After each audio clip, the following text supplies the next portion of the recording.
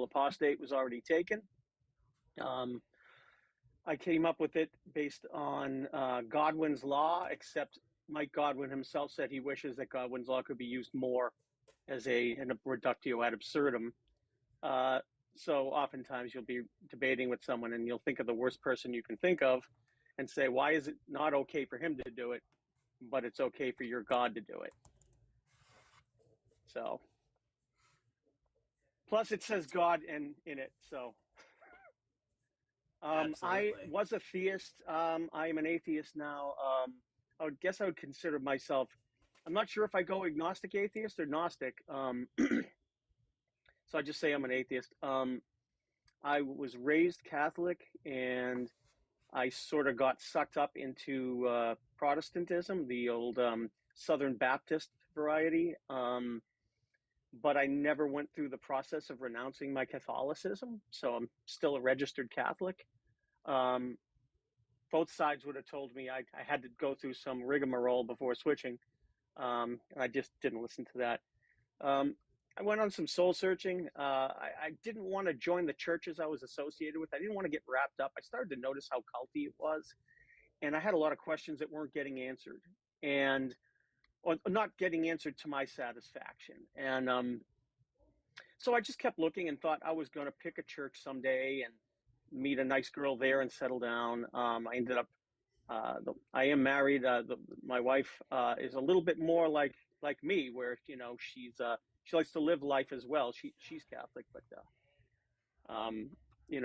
live life a little bit more too, just like a regular person. And I had doubts cast on me by certain people I worked with that heard the way I spoke, and I really have to tip my hat to them because of their approach. They said things to me that was more like dropping seeds. They saw what was going on, and I honestly think they felt sympathy for me, and they dropped seeds. These seeds grew, and it took a while for me to actually start really looking into it. And it all hit me like a ton of bricks when I watched Aaron Ra's 8-part special about how science disproves Noah's Ark, and each part of the 8 parts is a different branch of science.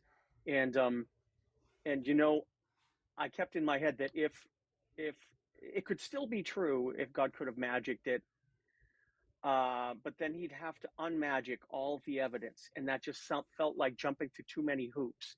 So I said, well, maybe it's just a fable. I'm going to go see what the Bible has to say about it. And I read the Bible, and Jesus thinks it really happened. So since he's wrong, he can't be the Son of God. And that's when it just hit me like a ton of bricks. Yep. That's how it works. Was there anything for you, Joyful, that hit you, or was it the death by 1,000 paper cuts, as they say? It, it was a death by 1,000 paper cuts, but the main thing was what started that was definitely a lot of the same questions we ask other people on these lives. But the biggest thing for me was trying to reconcile Jesus's gospel and Paul's gospel. And so eventually I had to be honest with the text and say, these are two different gospels. You cannot make them work together.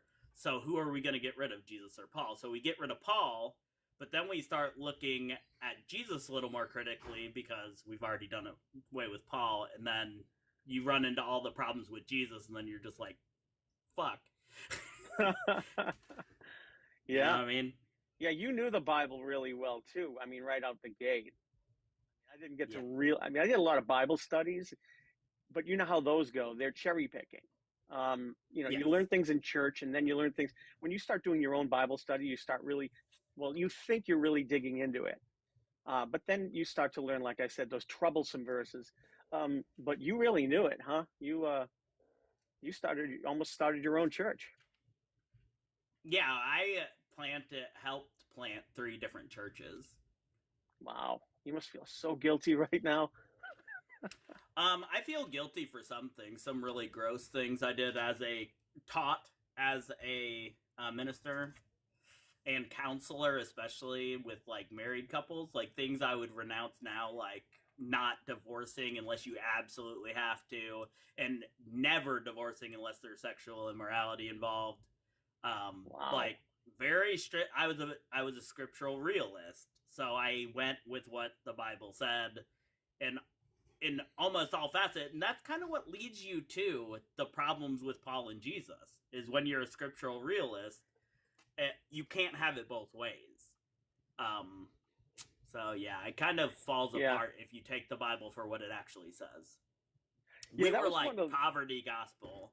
Me and my wife were poverty gospel and everything. We were. What's poverty gospel? The Son of Man has no place to lay his head.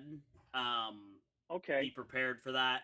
Like, literally, if we had a little bit of money for food and there was a homeless person that asked it of me, because it says if anybody asks of you, give it to them, I would give away the last of our money. Like, that's just the kind, like, I took it very seriously and literally. Well, you should if it's real. Yeah. You know, I know someone who's like that, who lives basically, you know, not even paycheck to paycheck, just basically, you know, takes to heart the story of the rich young man, you know. Yep. You know, give away all your money and sell your property and give the money to the poor. Well, and he tells them, like, you don't even have set my life goal. You don't even have like the luxury of burying your own family members when they unalive. Like, it's very serious about these things, but I don't know why. I got a problem here. Give me 1 second here. Can you see my background? I can. Okay, now if I click, where's the save button? It went away. Oh, down at the bottom. There we go. I'm very new at TikTok. I just recently got on. For anyone listening, I just recently signed into TikTok and got an account so that I could debate theists. I've been watching YouTube for years, and I'm starting to itch for debate. I do enough in chat. I want to see what happens. So, yeah, so I'm a noob. I have very few atheist friends. And really, the ones that I do have will hopefully be tuning in tonight on YouTube. Yeah. My atheist friends are the people here. So there you go. It's a community. Really. We are having issues over on the YouTube, and I don't know why. It's not. It's showing you on OBS, but it's not showing you on YouTube. Let me see. Is that better? Sometimes I have to read. There we go. I took it off and then put it back on. There we go. Now it's back. Okay. If you are a Christian or a believer in a God, we are willing to talk to anybody, as long as you want to talk about something that people that with a secular mindset might have a little different of opinion on. We can talk about the LGBTQ. We could talk about science. We can talk about all those different things. Just come up. We want to have those discussions with you guys. And we want to have real in-depth conversations that aren't just yelling and screaming and talking over each other. We want to have the actual conversations, because I think that's how we all learn. And maybe you could convince me and Godwin here that maybe your worldview is a little better than ours. I am open-minded, to hearing it out. I mean, if I can be convinced, you know, I was convinced on both ends of the aisle, and now, you know, I'm not ruling out that I can't be convinced, as long as there's good evidence at this point. Yeah, I've been convinced before.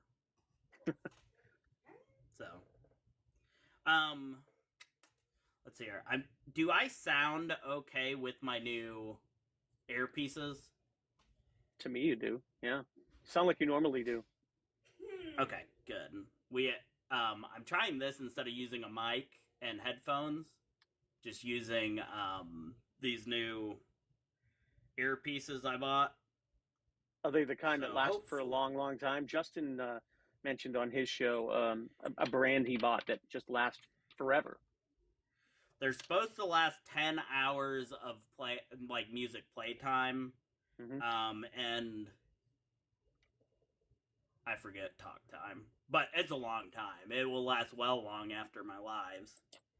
That's great. I had to borrow a pair. I have 2 pairs just in case. There you go. I've got the regular kind. You'll have that.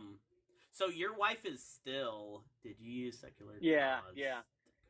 I don't like to talk about my personal life too much online, but yeah, she's still and we're fine. I mean, we're still the same 2 people, you know. Yeah. And I respect her and her life and her choices and all of that. I'm not out to proselytize. That was one of the things that made me feel dirty, was proselytizing. Yeah. The people I was with used to like to go door to door. They'd call it soul winning. And they'd, try to win as many souls as possible. And I just felt like that's interfering with people's lives. Now, that's one thing, but it's an entirely different thing if you just show up at someone's house party and you're running around handing out chick tracts. Oh, absolutely. I have a couple right here. Jack Chick and his chick tracts. Funny story about these. I was getting off public transportation and there was a woman standing out handing those out. And I just so happened to have a folder full of pamphlets from the atheist community of Austin of all of their shows with the little tear-off things with the phone numbers. And so I did a trade with her, and I gave her, Talk Heathen, Atheist Experience, and Truth Wanted. She's staring at them like, what's this? I'm like, well, it's fair is fair. But when you go around at someone's, you're invited to someone's house and you start proselytizing there, you're supposed to do it all the time. I mean, what is it? Matthew 28:19, go out and teach all nations in the name of the Father, Son, Holy Spirit. And you're supposed to do that. So, if it's true, you should be doing that. And it made me feel horrible. And it kind of hit me at one point where I just didn't want to do it anymore. See, I guess my idea of that was different. A lot of my friends believed, and I was brought up that way, but I believe that the Bible was very specific. Thank you guys for hitting that goal. I felt that the Bible was very specific, that if people have already been witnessed to and they've rejected it, that you no longer try to convince them. You dust Jesus your clothes of them, right? Yes. Yeah. Yeah. So, if I knew somebody, most people already know about the gospel. So, for me, I never really pushed the gospel itself unless it was somebody that came to me for advice that I knew wasn't a Christian. I didn't really believe in the going door to door in America. I think that's nonsense.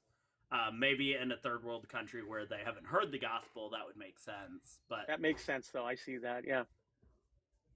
But it didn't really make sense. It was more for me going out and giving to the poor, going to foster homes, donating, things like that.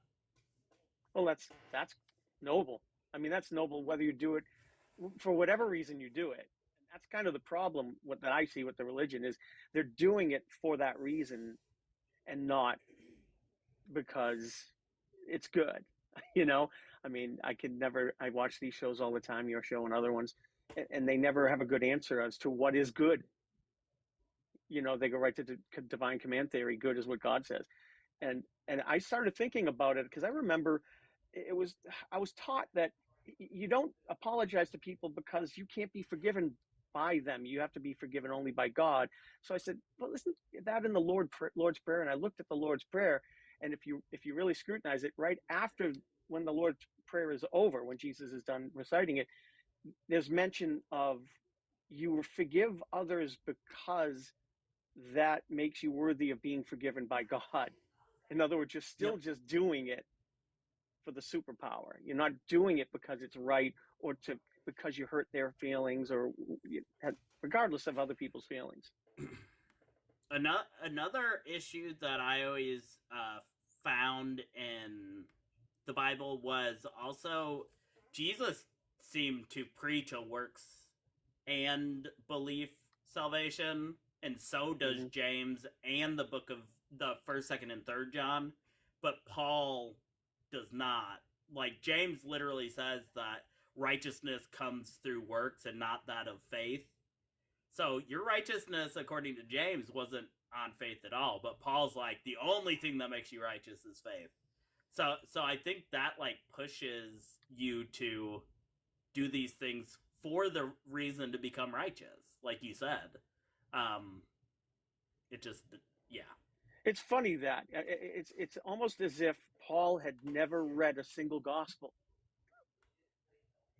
Which he you would didn't, think. right? Yeah, technically, as far as we know, he didn't. Yeah, because of when they were written, too, right? So he started writing his stuff before the Gospels were out. Yeah. Yeah. Supposedly he was in with the in crowd though, so he should have known. Right, you're right. Well, I mean, there were so many different in crowds. There's a book. Who wrote it? Ancient Christianities, or I forget. You must know the name of the title of the book. Is it Bart Ehrman or somebody?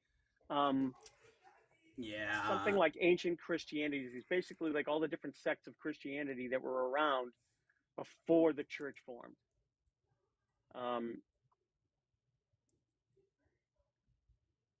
I wanted to ask you: was the book of the first James 500 written? years? Yeah, that's by Paula Fredrickson. The Ancient Christianity. Ancient Christianities, the first 500 years. Is that what you're talking about? No, I didn't even know about that one. No, there's a different one. Got my Bible gateway ready. That is the one I am familiar with. Yeah, I'm not sure. Guys, keep tapping them likes, doing all them good things. If you are a Christian, we are looking to have a conversation. We both have a secular worldview. We do not believe in God. We do not believe in the Bible. And we want to talk to you about your worldview and see who's has a better grasp on reality and what is good, what is best for society, and how we move forward as human beings. So jump up in the box. Over on the Discord, if you are not part of the TSP Discord, make sure you are over there. We have places where you can talk to hosts after the lives. We also do a live in there after each live where you can come. If you're friendly, instead of coming up here and asking us questions, you can go there afterwards and we will field your questions there.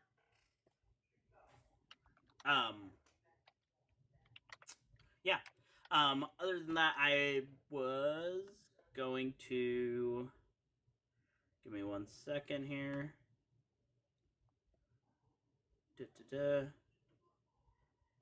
Yeah, Christians, call in. Come up. I'm a newbie. You can tear me apart. I'm not sure you want that kind of a show, though. I'm going to read it, give you guys a little hint of our mission statement at The Secular Perspective. Our community exists to uplift and support atheists and LGBTQ individuals by providing a welcoming space where everyone can be their authentic self. We foster respectful conversation, mutual encouragement, and shared learning free from judgment or discrimination. Together, we aim to build friendships, promote well-being, challenge harmful stigmas, and celebrate the diversity of the human experience. This is a place for community empowerment and positive connection, where every member's voice matters. So if you are an atheist or part of the LGBTQ, make sure to join our Discord. It is a great place. We have a lot of good discussions over there, and you'll have our schedule. You'll have all of those tidbits about us, and you can talk to the different hosts. We have 8 official hosts. Me, the Joyful Apostate. We have Elizabeth, who was here last time. Crystal J. Lobes. Trust But Verify. Amelia. Tiny Smoz. And Spooky. Those are the 8 hosts. And yeah, we're all over there in the Discord, and you can get to know each and every one. We have a bio in there and everything. I found the book. It's Lost Christianities by Bart Ehrman. Oh, yeah. Ehrman. Lost.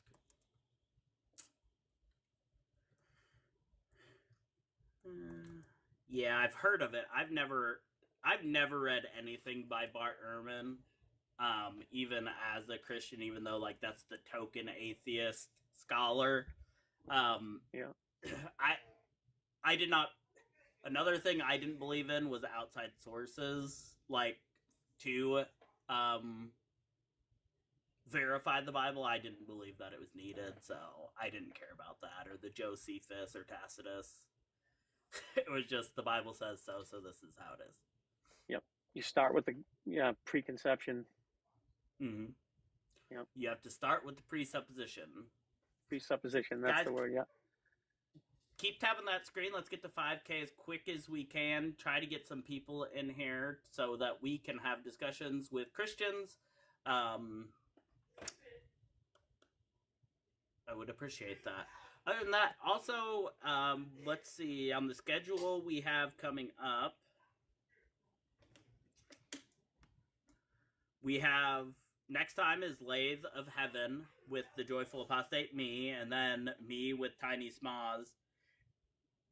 Then me with Amelia. And then we have Lobes and Elizabeth. I'm really looking. And then after that, I am taking the end of December through the first couple in January. But after that, it's Lobes and Elizabeth, then TBV and Spooky, Amelia and Tiny, Tiny and Candace. And then, so there will be a lot without my face, guys. You won't have to worry about seeing me those days. If you are a Christian and you're in here, come on and talk. If you're over in the YouTube, you do have to, for now, come over to the TikTok. We were going to try to do a call-in number, but the problem is I don't have the computer capacity to do it. So until we make the funds through all of this to upgrade our computer and everything, we will not be able to do call-in numbers and stuff like that. But eventually we will get there as the channel grows. That's really cool, Joyful. It's growing. It is. Mondays are always a really slow night, so we just gotta push through, and usually once we're live for about an hour, we'll get some Christians finally flowing through. Usually it's a lot of bantering, the first part. What does a reset do, Joyful? I notice a lot of you reset the show so that you get people to call in. How does that work? So it just sends it out to a new batch of people, is all it does. Because a lot of times your live becomes stagnant with just friendlies, and it quits sending it out to people that don't already follow you. So restarting it sends it out to new people. Cool. And sometimes, like, I don't even know that we got put onto the PFP today, because we never hit over 15 people in TikTok, which is not normal. Usually, right out the gate, we hit like 30 or 40 people, but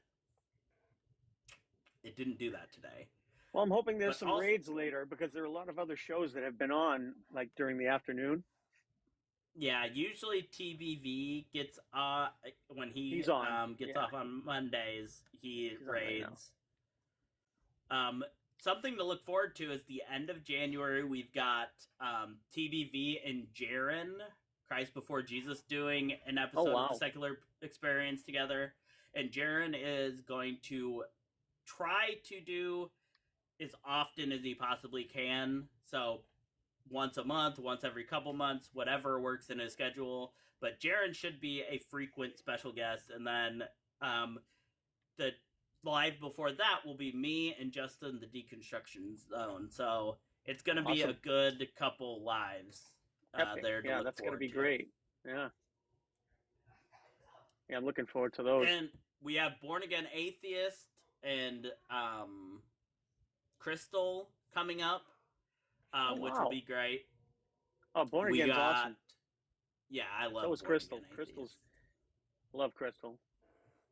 Oh yeah, she was my co-host when I used to do lives on my main account. She was my co-host the whole time, every episode, and she was just absolutely lovely to have. Jaren and TBV will be great, and I think they will mesh well in a setting like this. Yeah. And that we have a lot of bigger names coming towards the end of January, which will give us a good boost. Lobes is trying to get the Bible guy to come on with him at some point. So yeah, I we have think that's going to happen. I thought I heard Dalton say something about that on his show last night. Yeah. I think him and Lobes are gonna do a show together, which would be awesome. Yeah, this is a Atheist Live. We are the Secular Perspective. I am Joyful Apostate, the host, and this is our special guest host, Godwin. If you would like to come up and chat with us, you are more than welcome. We talk about basically anything you want to talk about where you think that our worldview is going to clash with yours, besides direct politics. We do not do direct politics. Latter Day, are you over the age of 18 and are you a believer in God? Yes, I am to both. Right on. What do you want to talk about? So, first off, I want to premise that I come from a background of Christianity that is not really held to be a part of the Christian name. Mormon? I am a Mormon or a member of the Church of Jesus Christ of Latter-day Saints. Mm-hmm. So I hold a lot more different, like I hold a wider variety of views on biblical texts, the idea of God, as well as prophets. I think that those are three of the big main things that Christians don't like about our church. But one of the things that I've done is push against Christianity. If I was to leave the LDS Church, I would most definitely become an atheist because nothing else makes sense. Okay. So I understand, and one of my things is that a lot of, look at this Iron Heel guy. It's funny. One of my biggest problems with believing would be the fact that it is all subjective. I would say that we can look at claims. I guess, would you guys disagree, or would you guys agree with me that evidence is objective, but the perspective of evidence is subjective? Yeah, I could concede on that. Yeah. Perfect. Okay, and that's one of my things is, so I don't believe that I don't believe in a God that would not give us an objective perspective to evidence and condemn us all to hell because we don't choose to follow somebody's subjective view on the evidence. I guess I don't really have any questions for you guys. Could I add something to your last sentence? Absolutely. Yeah, is not only having a subjective lens on it, the God's religion having subjective lens, but multiple subjective lenses. All the variants of Christianity, each of them, you put them in a room together and they'll start arguing amongst themselves. As long as their denomination is different. So to add on to what you said, it's even worse when you consider that.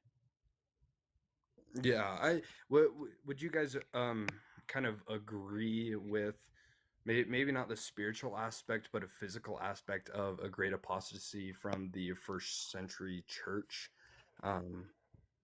If you guys want me to dive deeper into that, I can. Do you know what he's talking about? You're Joyful? I mean, I have a general idea.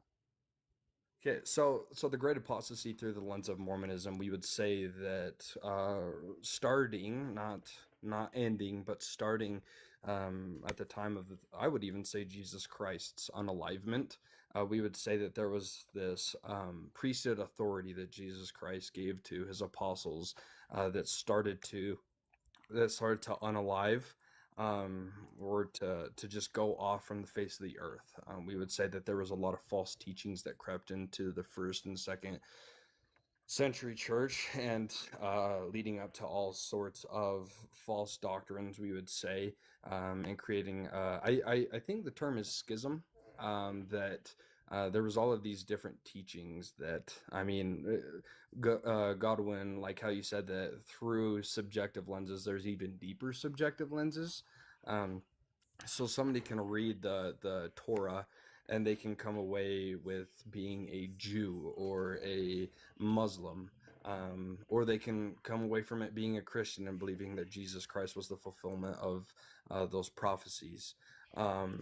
So when you look at those, the objective evidence being the scriptural texts, people took it through the lens of their own understanding and their lens of their own interpretation, and brought in a bunch of false doctrines, which we would claim to be the idea of God, or the view of the Trinitarian God, or I would even say sola scriptura as one, the closing of God's mouth, and not being able to call any more prophets, seers, or revelators, and no more scripture.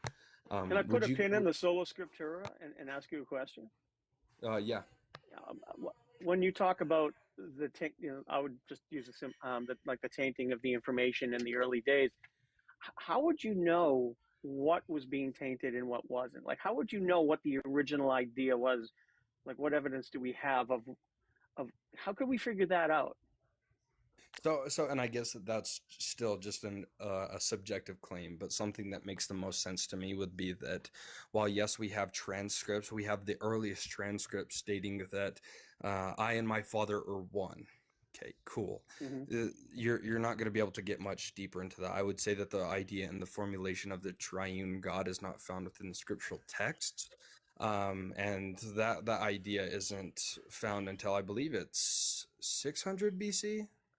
I don't Yeah, remember. no, that it is tough dating it all, and you seem to maybe have done some of the homework on that. But even then, some of the dating is a variant, a range, an unknown, and I mean, you should see the arguments that you could get different Christians into when you say the book of Job came first or the book of Genesis came first. That's in contention, but I don't know how you would know what the original idea was. There's just so much change, even in just the Torah itself. Go ahead, Joyful. Sorry. Yeah, I guess that I don't really get how that is going to bring us to Mormonism, because there's so much problematic stuff just within Mormonism itself that I don't know how this history lesson is going to get us to Mormonism. Okay. All right. So, and sorry, I didn't complete my thought. So with the whole subjective lens, and my subjective belief is that we hold to the idea and belief that God called Joseph Smith to be a prophet of the restoration, and then God was able to not transfer, but give Joseph Smith revelation on some of the things, such as the idea and belief of God. Joseph Smith was able to create scripture, whether you believe that he did that. Whether you believe he made it up or not, if we posit that the Book of Mormon is true, Joseph Smith was able to bring to pass this book of scripture that some will say I actually don't remember what they said, but it's just it's a marvelous book. So we would claim that God was, or Joseph Smith, as well as all the other prophets after him, are able to bring to pass the truthfulness of the message that are found in the scriptural text, the true meaning of those, right? Not a trinity, but we would say a Godhead. Which brings me to my next point. Do you believe, as like Mormon doctrine tells you, that your prophets are the spokespeople of God? Their words are directly from God? So we wouldn't say that they're directly from God in the sense that God is using Joseph Smith as a megaphone, but we would say that Joseph Smith was able to receive revelation and then tells us what God said. So whether that is verbatim, but we would say that Joseph Smith was an infallible human who was, Joseph Smith was a fallible human who was able to give us information that was fallible. So it's a faith thing.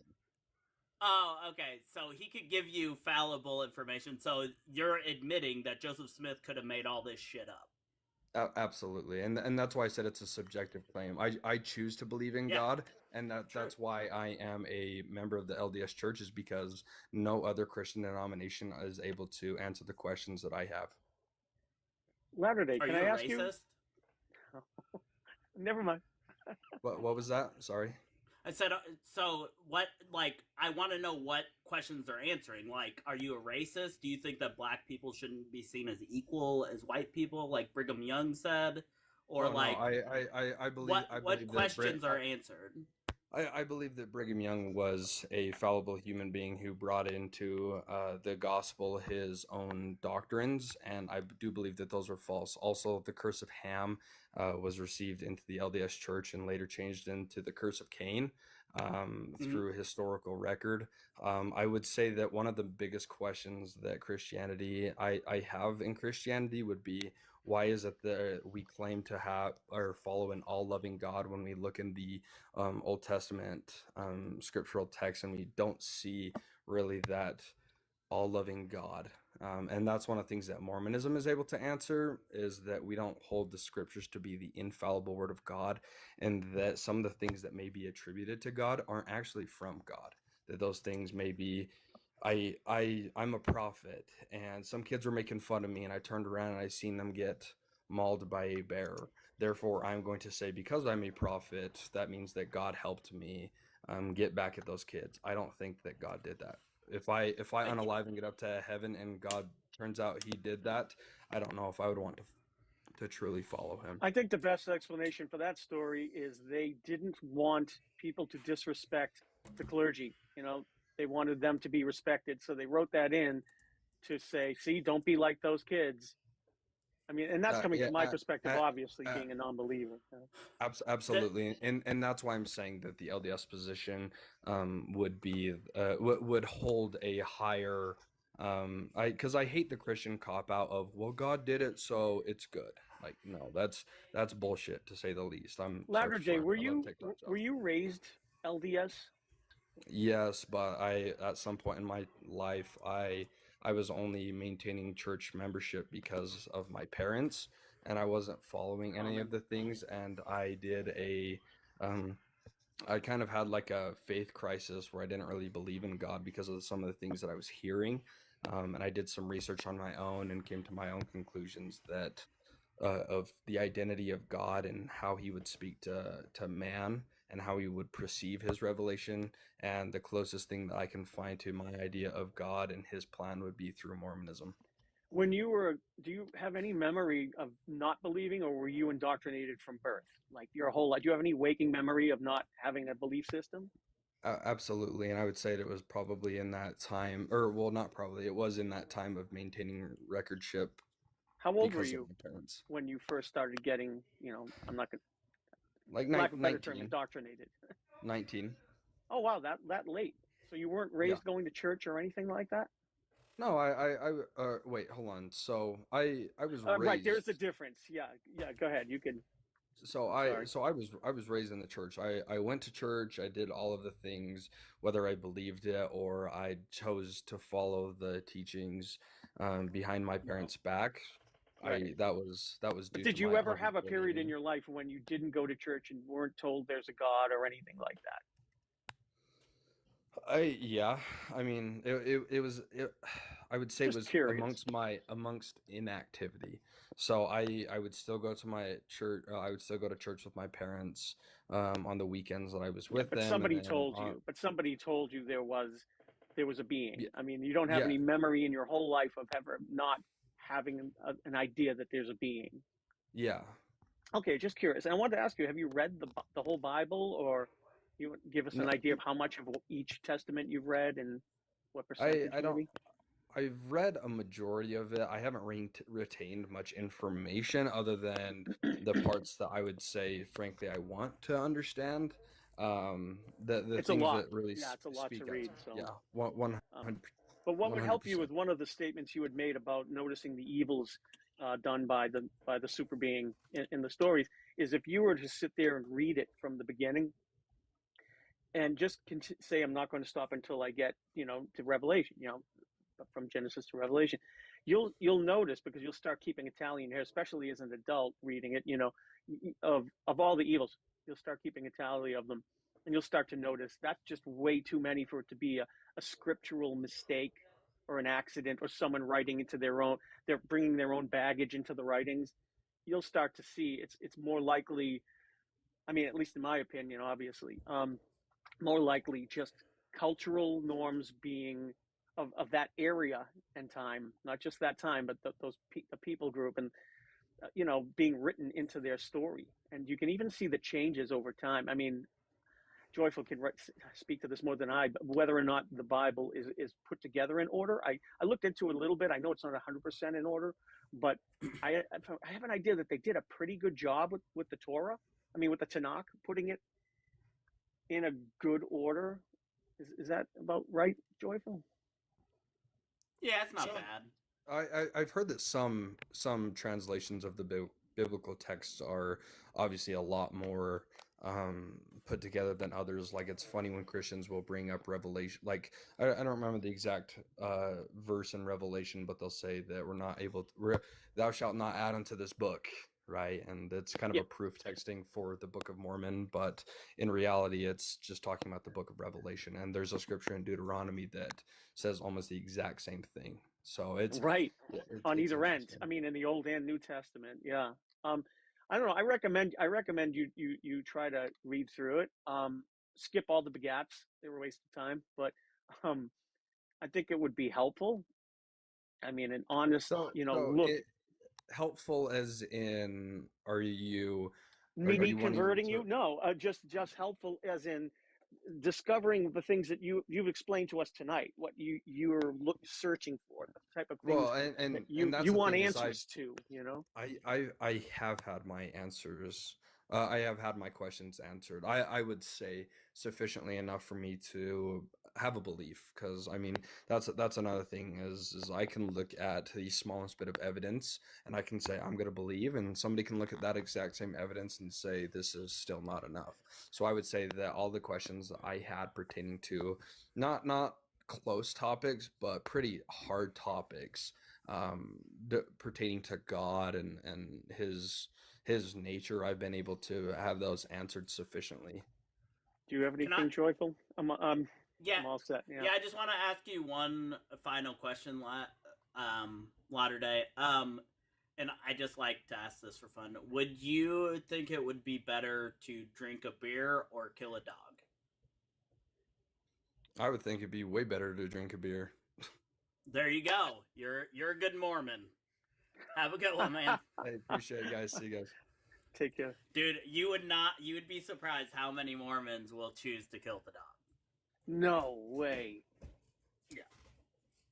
That's horrible. Crazy.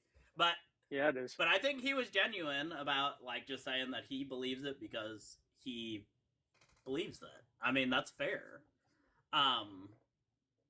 Yeah, that could have gotten into a long conversation about how you pick through the data that you see, and that could be a long road, because epistemology, Yeah, and a lot of it is like he said, like when the God he observes doesn't fit what the Bible says. That's just a false attribution to him.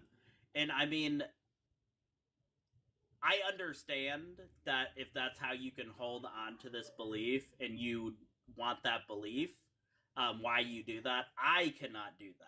Like, the Bible says it, that we'll have to,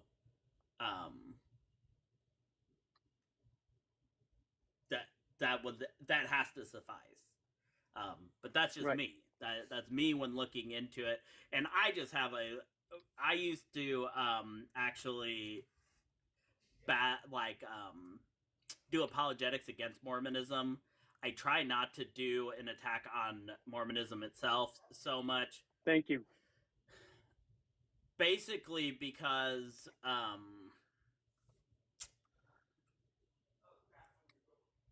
and there are people in here that are Mormon Latter-day, and I'm sorry, but they are lied to about the past of the church and all that. They just are. I know many Mormons, and they just don't believe the bad things, and that's fine. But there's no point in having the conversation with people just throwing it out and saying, no, that didn't happen. Right. Well, here's the thing. What do you do with people have been known to lie. Lies exist. Yeah. That's a fact. It's not a big stretch to say somebody in a church lied about information in any denomination. Unless you think like it has to be corrected. And he's already admitted he doesn't think it necessarily has to be corrected by God. So I ain't saying that you don't. I'm just saying that a lot of Mormons, I don't go that route because a lot of Mormons that I have talked to will just discount anything you say about Mormonism. RC, are you over the age of 18 and are you a believer in God? Yes to both. Right on. What do you want to talk about with us today? I think that for a society, when you remove God and you don't have a moral standard, then it just falls apart. Oh, I have a moral standard, though. Based on? What's your moral standard? Christianity. Oh, it's going to be based. It's going to be grounded in logic, but it's going to be based in human, free will and well-being. So 2 men being able to get married is okay in your view? I would take it. Oh, yeah, absolutely. Why wouldn't it be? Who's it hurting? Well, they're brothers and they're adults. They have the free will. They're not harming anyone. They have the free will. So you, per your worldview, the Bible should be okay with that. The Bible advocates for that. Your worldview, I'm asking. You're okay with that? Oh, no. But you said free will and no harm. No, it's going to be you can't not impeding on other people's free will. Yeah. Or harming them. And what about two brothers? Yeah, there's going to be a power dynamic in that situation. Any brothers there is going to be a power dynamic, which would make it a equal consenting relationship. It just wouldn't work consensually. There's a power dynamic in every relationship. RC, what if the brothers never met each other? What if they were living completely separate lives and found out they were brothers after they got in a relationship? I think a marriage is only between a man and a woman. Okay. Yeah, why? I see. Okay. Why? Well, God designed us that way. He didn't design us for any other reason. He put your prostate in your asshole. Why did That's he put gay propaganda? Because there's women that... No, that's true. No, there's women that seek pleasure from anal and they don't have a prostate. So that's just literally gay propaganda. RC, no. Before you go down that trail, what if the people getting married don't believe in your God? Yeah. Are you okay with people not believing in your God? I'm okay with people not believing in my God. I just don't think it should be referred to as a marriage. It should be a civil union. They have all the same rights legally that a marriage would have. They just don't have the right to call it a marriage. You know, RC, one day I would have agreed with you. There was a day when I was in the faith that I would have agreed with that and would even push for it. But now I realize that it doesn't really make a difference, because if you really look into the background of marriage in the Christian religion, the word marriage holds no special value, as I've been told by my pastor. It really doesn't. If you look at the root words and how it's used, and I'm not sure if you care about other cultures besides the Hebrew culture, but it's the same damn thing. It's just a word, and words change. Words change. If that's the case, then what's the big deal of them just calling it a civil union instead of a marriage if it's just a word? I used to say that too, but you know what? I think the big deal is you're saying they're equal but lesser.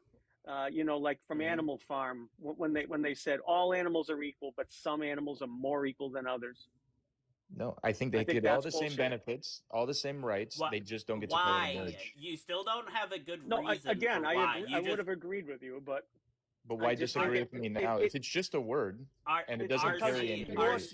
You're separating people, and we're trying as a society. People are separate. We're trying to.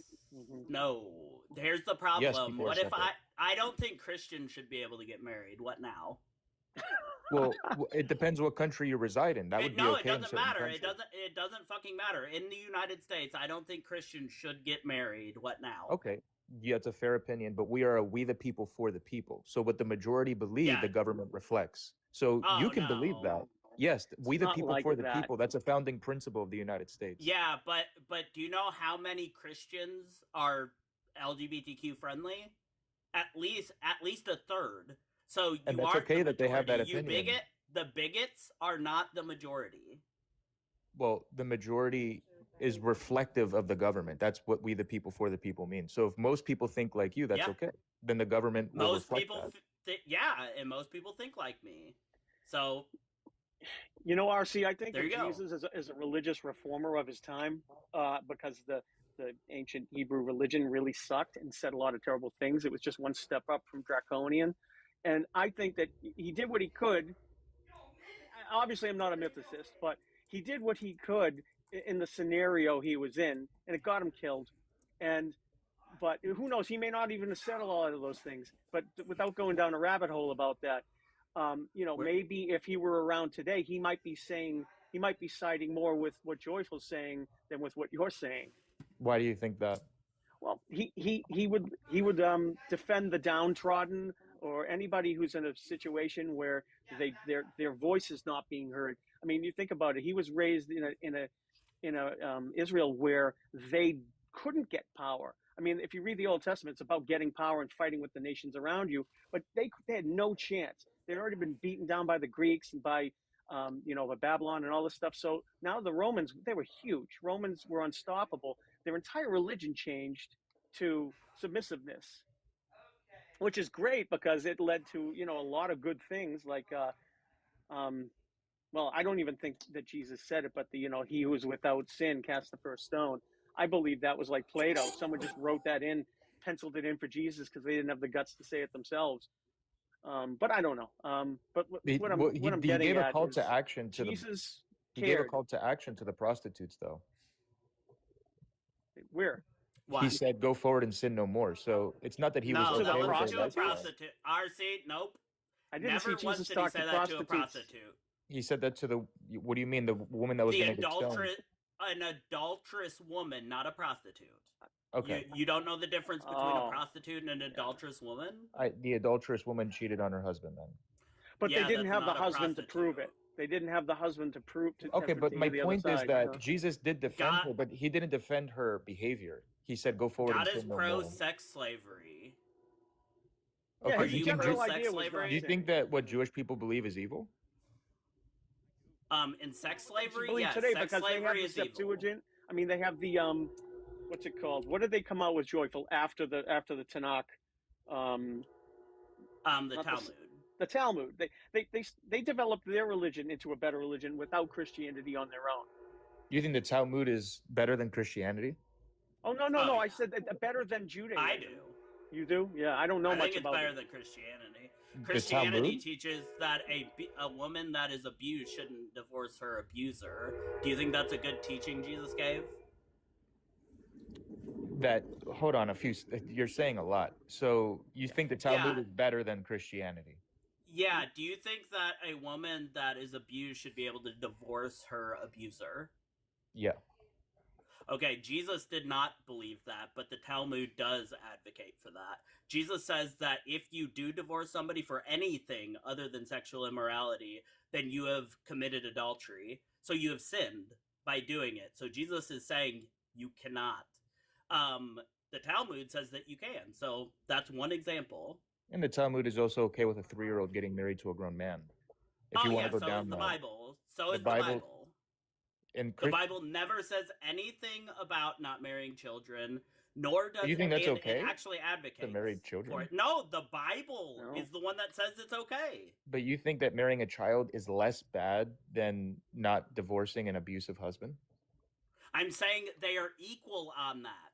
They both No, I'm believe asking you what can you marry think. 'Cause children. You don't believe in any of this, so you're just comparing two fictional books in your mind. So which Well, one do you you're think the is Yeah, one better? that asked me. You're the one that asked me if I think the Talmud is better than Christianity. I'm Yeah, so you explaining think why that marrying the a child is Talmud- less bad than a No, woman you're not? Yeah, dumb because you're not listening. Listen to the words coming out of my mouth. the Talmud, or the Jews that believe that, and the Christians both believe that. So that is out of the conversation. It Christians does not don't believe matter. that you can marry a child.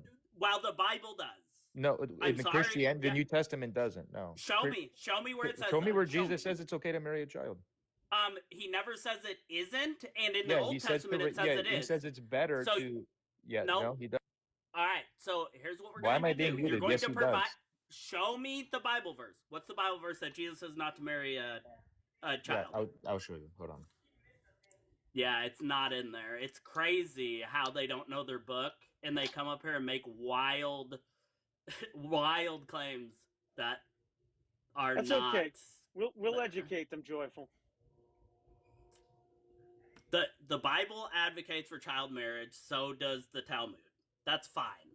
I don't even know that the Talmud does. They might not. But I'm just going to call that a wash because the Bible definitely does. Matthew 18:6. Jesus says that it's better to be drowned and put to death than it is to harm one of the little children and have them fall. Yeah, they didn't consider it harming little children to marry them. That's sexual sin. Yes, it is. No.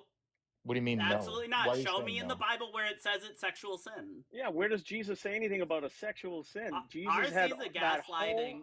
I'm a He had guy. that So whole New Testament. Jesus never said to not throw stones at old people, but it's implied that that's wrong. Just No, because that Jesus wasn't is not. something. RC, you're wasn't making a mistake. permitted.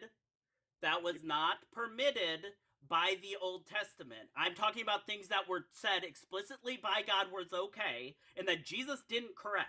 Where does Jesus say that not to time- pee all on? that No, time where to does correct Jesus it. say not to pee on old people? Where does he say that? All that time to correct it, though. Okay, so The whole New Testament to correct do not what come his off father mute said. do not come off mute until I get a chance to get this out. The Old Testament did not say you can pee on old people. So it doesn't matter if Jesus says you can or can't. Okay?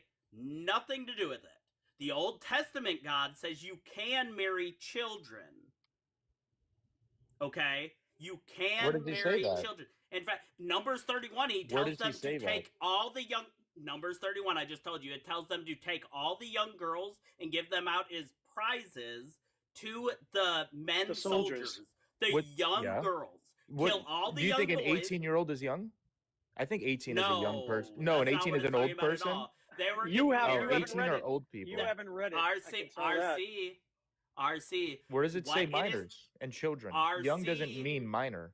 Yes, it Oh, does. it says No, an minor. 18-year-old is a young When- I'll person. tell you how. It says kill all of the males, literally from babies to adults, all the males, and kill keep all every of girl. the females that have known a man. And Yeah. only keep the ones that haven't known a man. And where does it that's say that they're everybody. children? All of That's them. babies. That's everybody. Where does it say that the so women you don't are think there children were within the- any? You You don't could think hand that them any out. of these young RC? You don't think that there were any young girls that were children in that town? that God's okay with marrying? No, I don't. No, that's Said what that. he. He could have that's what said he that. said. He Show me never where it did. said- no, RC. you're implying Never that. said RC, it. Doesn't you say are it, you're lying. implying it. He had You're not ample lying, you're time. implying that. lying. That's No. okay, you're implying Okay, it. so we're, You haven't read so the we're book. going to mute again because you have to listen.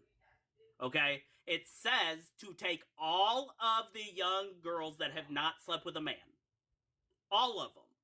Including the babies. And give them to the soldiers as spoils of war. That's what it says, as a prize of war. You're giving these little girls that are virgins, any girl that has not slept with a man, you're giving to the soldiers for sex. This is talking about all girls. That's what it says in the text. Does it say the age? It doesn't matter. Of course all it matters. You're girls- implying that they're children. Oh, so there were no children in that town's what you're implying? I'm not implying that, but it doesn't mean that they're allowed Okay, to but marry what if- them. Oh my God God! You could have Where does it invented say the God is listen. okay with conception. marrying children? You're implying that, you're inferring that, and it doesn't say it. So that's a lie. It does say it. It it says that does God's okay with li- marrying children? No, it doesn't. You know Yes. it doesn't say that. Show me. I just explained to young in women. Numbers 30. Okay, I'm going to mute you Women. again because you're. It said girls. It said It females. says all all young. females. All of Do them. not come off mute or I will just drop you because you're being disingenuous anyway. RC, Listen to the words out of my mouth. It says all the girls, not even women. It says the young girls that have not slept with a man. All young girls implies all the way down to infants. That is what that means. No, it doesn't. I know. No, it doesn't. Why does it? Well, why does it imply that? Why are you saying it implies that? Because it's war. Because they would just kill them anyways. They killed all the boys. You're not even looking at the fact that they were told to kill baby boys. You're not even looking at that. Just looking at that should tell you how horrible this demon god is. You have to read the Old Testament, my friend. RC, no, I cannot talk to liars. If you want to have an actual conversation and concede that you were lying about what your text says, all young girls means even children. If you say that in the chat, all young girls mean even children, I will bring you back up. He doesn't know what he doesn't know. You could tell what he's missing. You could tell by the fact that he's looking for anything. If he read it, he would know. He would know by the whole phrasing of the whole story, and you'd be like, oh. Plus, you have to take into account the things God does describe, like how long to grow your hair locks and what the outfit should be. There's a whole chapter dedicated to the outfits for the rabbis. I mean, he had all this space. He could have written one little blurb saying, don't rape young girls. Great. Yeah. I got to get used to this. Okay. and in fact, on my channel, I don't care if you say it. Okay. Other channels will, so you may just keep from doing it. But all you have to do to come back up is say in the chat, all young girls include children. That's all you have to say. And then we can continue the conversation. But until you're honest enough to say all young girls include children, there's no point in having a conversation with you. Just, there's none. He's so indoctrinated, he can't even use his imagination on whether or not, what would happen in a scenario like that. Of course, the soldiers would be like, here, woman, take care of this baby. I'm going to take this 14-year-old, It is what it is. Yeah. What's up, fellas? Is that right? Look. What's up? What's going on, man? Well, if it's talking about what to do with all the people, right? And it says what to do with all the men, all the boys, and all the girls that have not known a man. I mean, is he suggesting that God forgot to talk about the young children girls? Like he just left them completely out of it because it doesn't say anything else? Or maybe he's assuming that all of the children were already not virgins. Like as soon as they come out, they just get fucked or something. And so they wouldn't, like how we would get circumcised or something. They would come out and just, I mean, I don't know. We come out and get baptized right away sometimes. Yeah, he left a lot of gray area. God left a lot of gray area. All you have to do in the chat is say, all young girls include children, and then you can come right back up. You're in the guest box, and I will bring you directly up. But you have to admit that all young girls includes children. That's all you gotta do. You just gotta be honest for a second. All young girls. Well, when it says all young girls, Joyful, it must really mean all young girls except for children. That's what they forgot to add, that part, the except for children. Hey, Jeff. Hey, what's going on, people? I actually just have. Hey, what's going on? I actually just have one question for RC. So if you could let him up for like 1 second and then just drop him as soon as he answers the question. This is something I'm wondering based on the conversation y'all had. Okay. All right. Does it involve beverages? This is a question I've been asking a lot of people who find themselves in RC's situation. Hey, RC, I got a question for you. What do you want, black supremacist? Who are you performing for? Who are you performing for? The white man? No, everybody. You're performing for Jews? Who are you performing for? Listen, I answered your question. I said everybody. Who are you? Yeah, I'm not getting my live taken down for that. You see that? And that's fine. And that's fine. What I wanted to show was y'all are not necessary for the conversation with RC. Y'all don't even have to be here. He's not here for y'all. He's not here for me. He's not here for the chat. This motherfucker is here for two things. Number one, to talk to himself, which he can do in the mirror, or to a therapist. And number two, to go back to the whatever Discord or group of weirdos that he has, to tell them, look what I did. I spoke to the people and I said this thing. I usually tell people like that are not engaging that whatever insurance, right? Whatever insurance that they specifically have, I don't take it. I don't take that insurance. I also specifically, they can't afford to hire me as a therapist. They should go get like a regular therapist. So that's the whole thing. Well, I appreciate you, Jeff. Yeah. We got to get together and get you on the schedule sometime to host with. Yeah, hit me up. I will. Like this next year is going to be very content focused for me, so I'll have a whole bunch of space. Good. And, we don't have any openings till February, so I'll get when we open that schedule up, I will contact you and see what dates work. Dope. I'm looking forward to it. All right. See you, buddy. Peace. Nice to meet you, Jeff. Hey, guys, I'll be right back. Yep. If you guys are not following Jeff, make sure you follow him. He is amazing. If you guys aren't following Godwin, follow Godwin. He is our special guest today. Lobes, one of our official hosts here at The Secular Perspective. I am Joyful Apostate, another one of the hosts here. We have a lot of the hosts in the chat. Guys, we are only at 8,000 likes, and we've been live for over an hour. We need to get them likes up, shares out, all them good things. What do you got, Lobes? Oh, I was just reacting to you saying we only have 8,000 likes. What the fuck is that all about? We got a nice viewership in here. We can do this. We can do this. Yeah. How's Godwin? It seems like he really knows his shit. I didn't really know who Godwin was, to be honest, that well. No, he does. He definitely knows quite a bit. Definitely knows quite a bit. Yeah, was not hugely familiar with him. Like, I've got to know him a lot over the last month or so, but yeah, he seems to know his shit. Very nice words, guys. Thank you very much. I appreciate that. All right, he's back. We can continue this conversation later. I'm brand new. Love's looking good, by the way. Love the lollipop. Oh, thanks. Yeah, I like to lick it sometimes. He's the eye candy to bring him in. I equals candy. That's right. Yeah, baby. Yeah, you like looking at it. Luscious lobes. Beautiful. Hey, well, yeah. Well, I think we've got him in. I just lured some people. Yeah, it says Lando worked for him. Farrah Leo is calling me Al. I don't know what that means. Calling you Al. My name is not Al. Hard candy, exactly me. Lobes from the beard up. Yeah, the beard up, right? No, but no. Well, I mean, but look, it's seamless.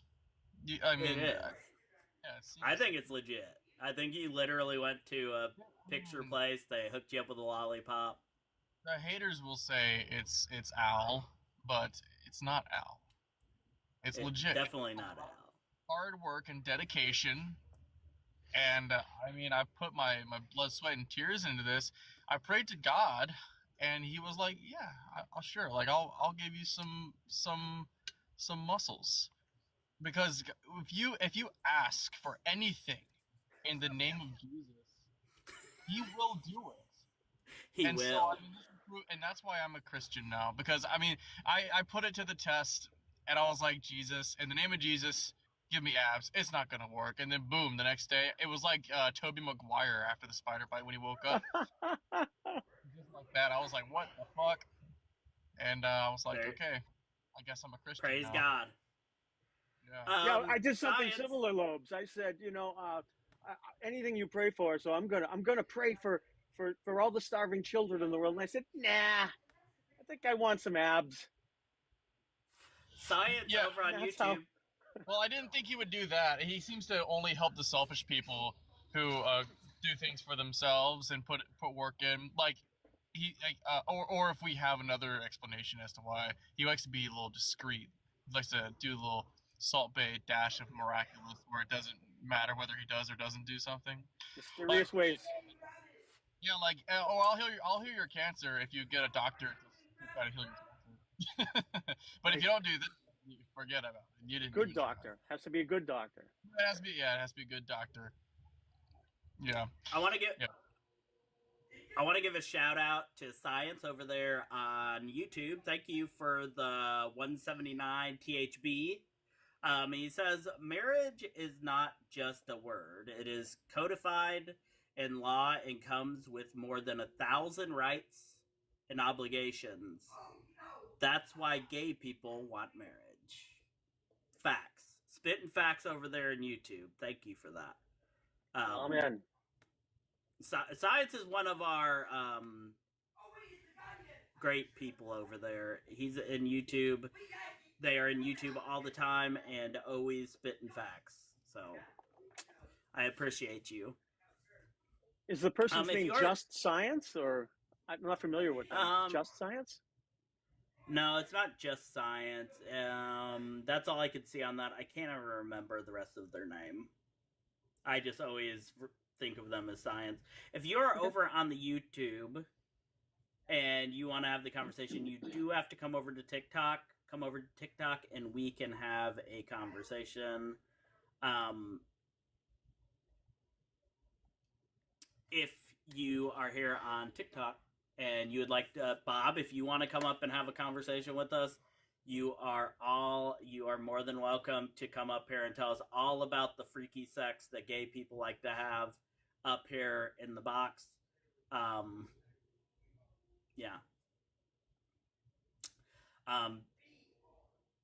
If you're a Christian, you're welcome up to talk to us about the secular experience. If you're not part of the Discord over there, make sure to go into my bio and join our Discord, The Secular Perspective.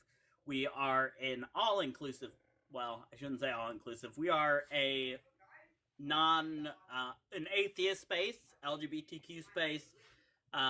It's a safe space. For now, we have discussed some options there, but for now, it's an atheist server, a safe space for people to come, and give me 1 second here. I don't know why that shut off.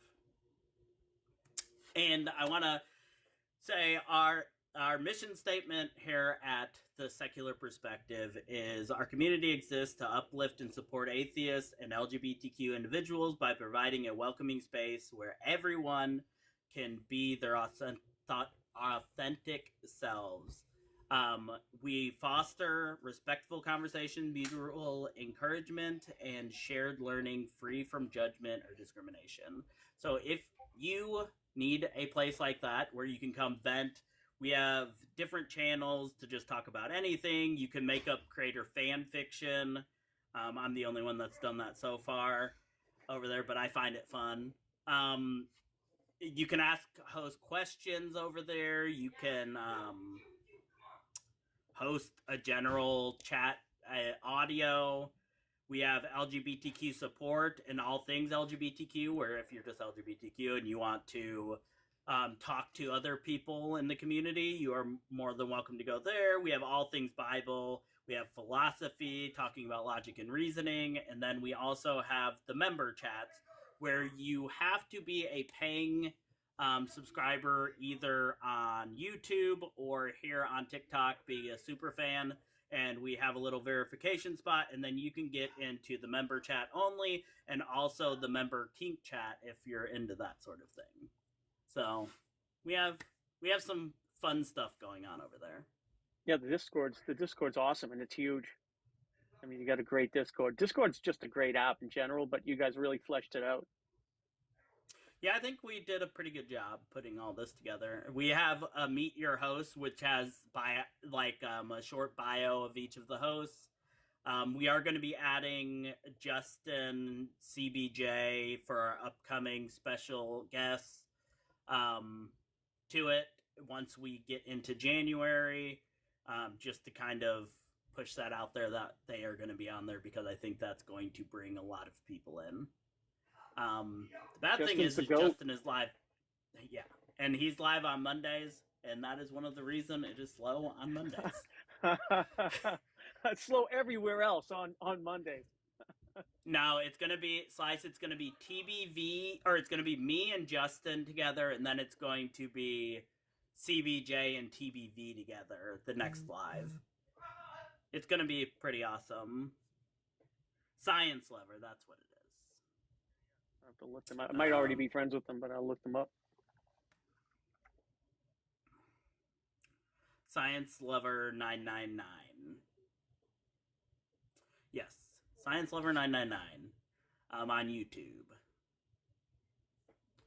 All right. What makes Christianity in particular false, though?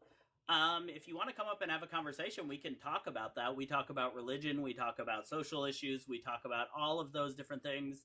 But we tend not to just talk to the chat unless there's something we need to address in the chat. Other than that, we banter back and forth and we talk about what we are doing. Soon we will be trying to roll out a nonprofit for LGBTQ youth here at the Secular Perspective. So be looking for that. That I think is a huge thing that is needed, especially in rural areas where it's more red and churches everywhere.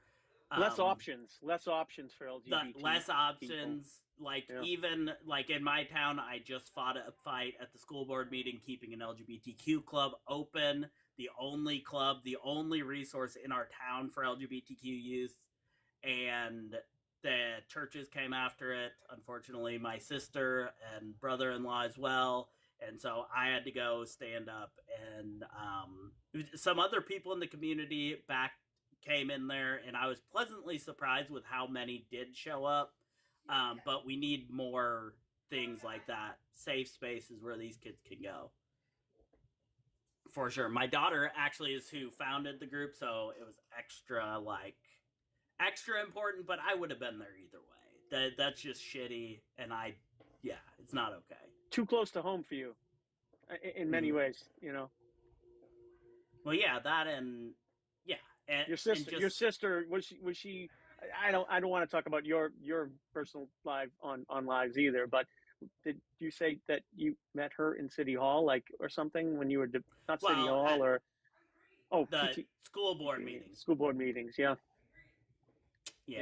That's gonna be tough. It wasn't fun. It wasn't a good situation, but we got to keep the club, and all was good. Turned I didn't out even well, hear that news. but- I didn't know you got to keep the club. That's great. Yes, we ended up getting to keep the club, and they said no more. They will not be hearing any more about it. It's staying indefinitely. And so, that all worked out in the end for us, which I was very grateful for. And for our LGBTQ youth, they need a space like that. And I'm hoping that when we get this nonprofit up and going, we can make a thing at the community center here for LGBTQ youth at least once a week, to have a hangout there as well, because their club's only once a month. If they had something once a week where the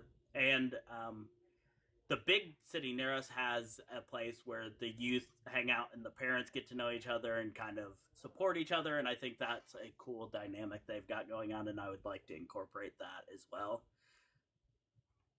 You could do a lot with this online community. I mean, I've seen some of the things Justin's done with using his platform to do good. And he knows he has a big platform, and some of the things he does have been just fantastic. Like, wow, yeah, that's smart. Look what he's doing, and he's bringing in support. And I mean, there are many different occasions. No God needed. Yeah. Guys, thank you for getting us up to 17,000 likes. I do appreciate it. Thank you for the shares. if you are a Christian, you'd like to have a conversation, come on up and we can have a dialogue. We can talk about Christianity. We can talk about social issues. We can talk about philosophy and why you believe in God in general. We can talk about basically anything you think your belief is going to clash with our secular worldview. And the only thing we ask is that we don't talk specific political, like politics. Like we aren't gonna do red versus blue or something like that. That is out. It just gets too messy too quick. Guys, any science questions? I'm not a scientist, but I'm a big fan of science, and I keep my ear to the ground. And I like biology. And if you have any, if you're a Christian and you have some disagreements, or you're being told something by your pastor and it's not making sense to you, it didn't make sense to me, and I think I can help make it make sense to you.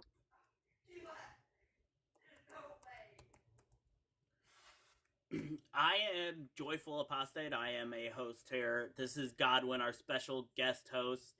I was a pastor for about 10 years. I helped plant 3 different churches, and I was very involved in Christianity until I wasn't. And now I am very involved in doing the exact opposite of everything I was for. So there you have it. I've only been deconstructed for about 3 years now. So there is still a lot of things that I may say that is problematic. I've had to apologize about a lot of things like inward misogyny things that I don't realize at the moment or like things. I may say problematic things at times, but I really am trying, and I do not mind people calling me out on my shit because that's how we grow. And yeah, I may say something problematic at some point. I know I have in the past. Lathe of Heaven, hilarious. What did Joyful, say? I've been in the... how did we get through the firmament to put the laser on the moon? I've been in the same shoes, where you think things, and, well, you stop thinking them, but sometimes you knee-jerk say things that don't come out right, and fortunately, you're young enough where you could retrain yourself. I am too, but I sometimes have sympathy for people who have deconstructed really late, and not just deconstructed, but just come into the knowledge that there are other people besides the ones they were taught to believe there only were. There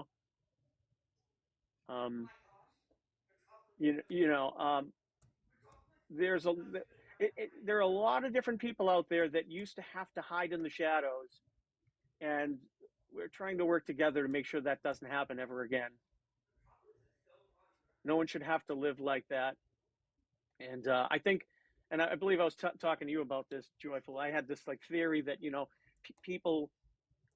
some people just don't want their world to change. They grew up thinking the world was a certain way, and then they get past the point of learning, and they think they already know everything, and then someone tells them that it actually is different, and they just get angry. Yeah. And there's a lot of psychology and what goes into the way we're raised. There's that old saying, I forget what saint said it or what church figure said it, but it was give me the boy at 7 and I'll give you the man. That whole idea was you begin brainwashing them early enough, and they'll never get free. DJ Hot Tub, thank you so much for the $50 for going towards the program. So I appreciate you so much for that. And last time we were donated money by Dawn, and we got the kids at that club games and snacks and stuff. So it is very appreciated. And then the rest just went to the teacher that holds it. But it is very appreciated. Everything is going to be good for not just my community. I want to be able to help other communities that are trying to do the same kind of programs and stuff. So absolutely, thank you very, very much. Joyful, I love your new logo. That's sick.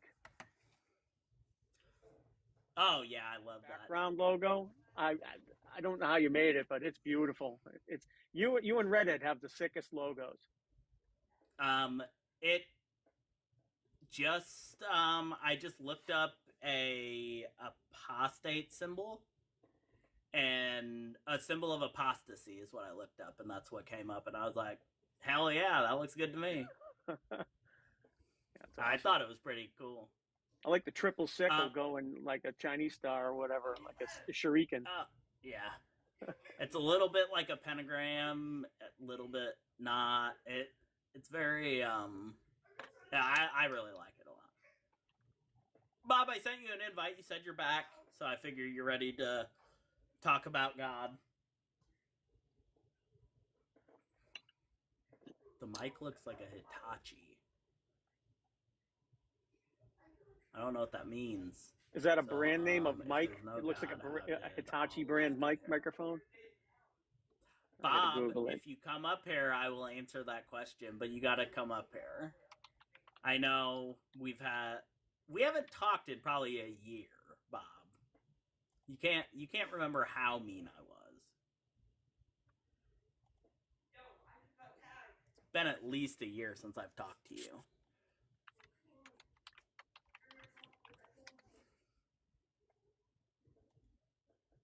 On the Joyful Apostate. Not on this live. Crystal J blocked you. I had to pay her money to let you up along with no degree. I had to send her a cash gun if I brought you guys up. Remember? You might not remember. It was like a year ago. But come on up. Let's have a conversation. Other than that, guys, make sure that for people that may have just now come in, make sure you're in the Discord server. Make sure that you're following Godwin here. Godwin knows his stuff, and he's a good person to follow. And make sure that you're in the Discord, because once we're done on this live, all the friendlies that would like to talk to us can come into the Discord. We do a live over there where you can come talk to us.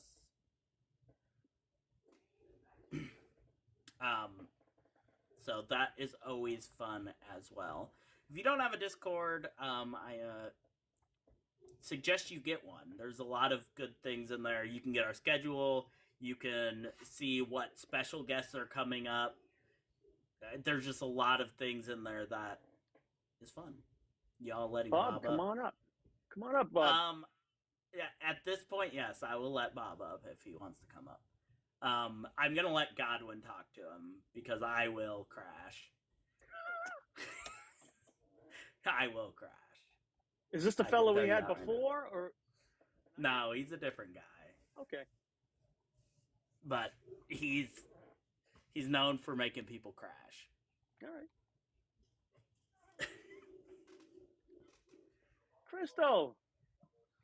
Hey.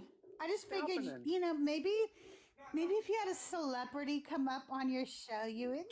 No, just kidding. There we go. We need to find one. Anybody know a celebrity? Oh, TVV how are you guys raid. doing? Thank you for the raid, TVV. I appreciate you. Thank you. Thanks, TBV. Crystal, you're a celebrity. All right, so Not Crystal, really. for those of you that do not know, Crystal J is one of our official hosts here at the Secular Perspective, and also TBV is one of the hosts here at the Secular Perspective. He will be doing a live in January on the 26th with CBJ, Jaron, Christ Before Jesus. They are going to do a live together here on TSP, and it is going to be amazing. So make sure you're here for that. Thank you. I heard the call for a celebrity, and since I'm not one, I decided to request that. I thought you were going to fill the spot. I was gonna, but great. as you see, my feet are not big enough for those shoes. So I actually just wanted to yell TBV raid, and that's all I wanted to do. So That's awesome. Well, I'm gonna I drop appreciate down. the raid. You got it. I love you Nice all. to see you. Good to see you. Yeah, Love you, good to Bob. see you. Have a great show. See ya. Kick me down. So not funny, Bob says. So not funny. Come up Crystal. here and you'll see what's funny. You can talk to Crystal. Crystal, I'm like sure Crystal. you might remember. You remember the movie? Do you remember, Crystal? Do you remember the movie Police Academy? Yes, of course. Yes. You remind me of Hooks. Do you remember Hooks?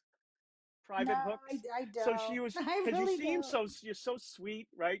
You're so nice. But if somebody gets on your bad side and Dark Crystal comes out, Yeah, that's Hooks not was the one good. who was really nice and sweet. And then at the end of the movie, she just started talking like an army sergeant and scared the That hell would out of be me. everybody. Yeah, Don't get that would Crystal be me. mad. Yeah, don't get her mad. I've watched your show and it's great. It's so entertaining. Oh, thank you. Well, I've tried very hard lately to suppress Dark Crystal as much as possible. I'm trying to have conversations. I'm trying not to yell at people, but it's really hard when people are bigots and racist and misogynists. It's really hard. Yep. Yeah. They really do push you, though. I mean, it takes a lot. It's not like you snap very easily, you know. Yeah. It's deserved. Like they're like, no, release Dark Crystal. That's awesome.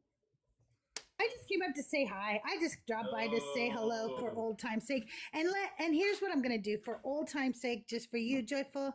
You guys, we need to start tapping that screen. Let's get up to 50,000 likes. I need to see that in the next 15 minutes, or the comments are gonna go off. Make sure you've done your heart meet, go up, collect all of your points, and then make sure you share out the live with 10 to 15 of your friends, your enemies, or your frenemies. And listen. If you haven't subscribed to Joyful on TikTok or YouTube so that you can get into those secret little rooms over on the Discord, you should be doing it. And you know what I'm going to say? Because you're subscribed to Netflix, Hulu, Disney, Paramount Plus, and Cornhub. And Corn is free on the internet, people. So cancel some of your subscriptions and then come over here, subscribe to Joyful today at the secular perspective and save money and get more bang for your buck. Good night, everybody. Amen, Crystal. Thank you, Crystal. Crystal is my second mom. She is amazing. I told her when she was writing her thing earlier in the Discord that she had to list me as one of her kids. I don't know what your name is. Whatever your name is, are you over at the age of 18 and do you believe in God? Yes to both. We've spoke before, brother. Oh, what should we call you? This is Shark. Oh, Shark. Okay, you're gonna be talking to Godwin mostly. I've kind of took over the last one, so whatever you want to talk about. There's no specific, just anything that you know that our secular worldview is going to clash with yours, and then we can discuss our worldviews, whether it be God, LGBTQ, anything but direct politics. We will not talk about Republican versus Democrat or something like that. Okay, you know who I am, right? I don't. No. Yeah, no and should I call you Shark, or how do you like to be called? Yeah, you can call me Shark. Okay, cool. What would you like to talk about? Well, I saw that you guys just didn't have anybody up here. Normally I don't come into like panels because I think that spaces online, because of like what Trump has done and the political discourse, creates linguistic terrorism. I'm getting a degree in philosophy. I don't intend to be a phil bro, but because God is, it's metaphysically robust. I'll let you lead the conversation, and anything that I say that you want clarity, the burden is for me to be able to articulate it in a trivial manner. Is that fair? That's fair. Yeah, because if you're getting a degree, I mean, you could go really deep, and maybe probably over my head. I mean, I know some philosophy, but so yeah, no, I understand that it jives well with your religion, and so I could see why you would want to go into that. What sort of Christian are you? What denomination, or what would you consider yourself? I would consider myself a wannabe Christian. I'm an interdenominationalist. Did you discover all this on your own? Is that kind of how this happened? I don't know what that means. you're a wannabe Christian and you're into denominational. So does that mean that, you sort of investigated Christianity on your own and found it yourself? Or were you always raised a Christian? Or, can you give me a little background on your background? I was a cradle Catholic, but when my Okay. grandfather died of, because specifically with Same, my yeah. my grandmother, but nothing too crazy. No bad stories in the church or anything. I became mad at God when my grandfather died of lung cancer in front of me when I was 10, and I think that's where I started to be like, death scary, death bad, and then spent the next like 20 years of my life being an atheist. Yeah, there is a difference between hating God and being an atheist. I mean, some people who hate God still believe in God. They don't not believe in God. They don't disbelieve. Yeah. Were you a person who just didn't see evidence, or Well, I was were just, you someone who I just mean, were I was mad at 10. God? Yeah, I Oh was yeah, 10 right. and just confused about like death. Why did my grandfather have to die? Stuff like that. I didn't really have like, I Life did, experience. You didn't have a yeah, I lot didn't of have life life experience experience. at 10. Yeah.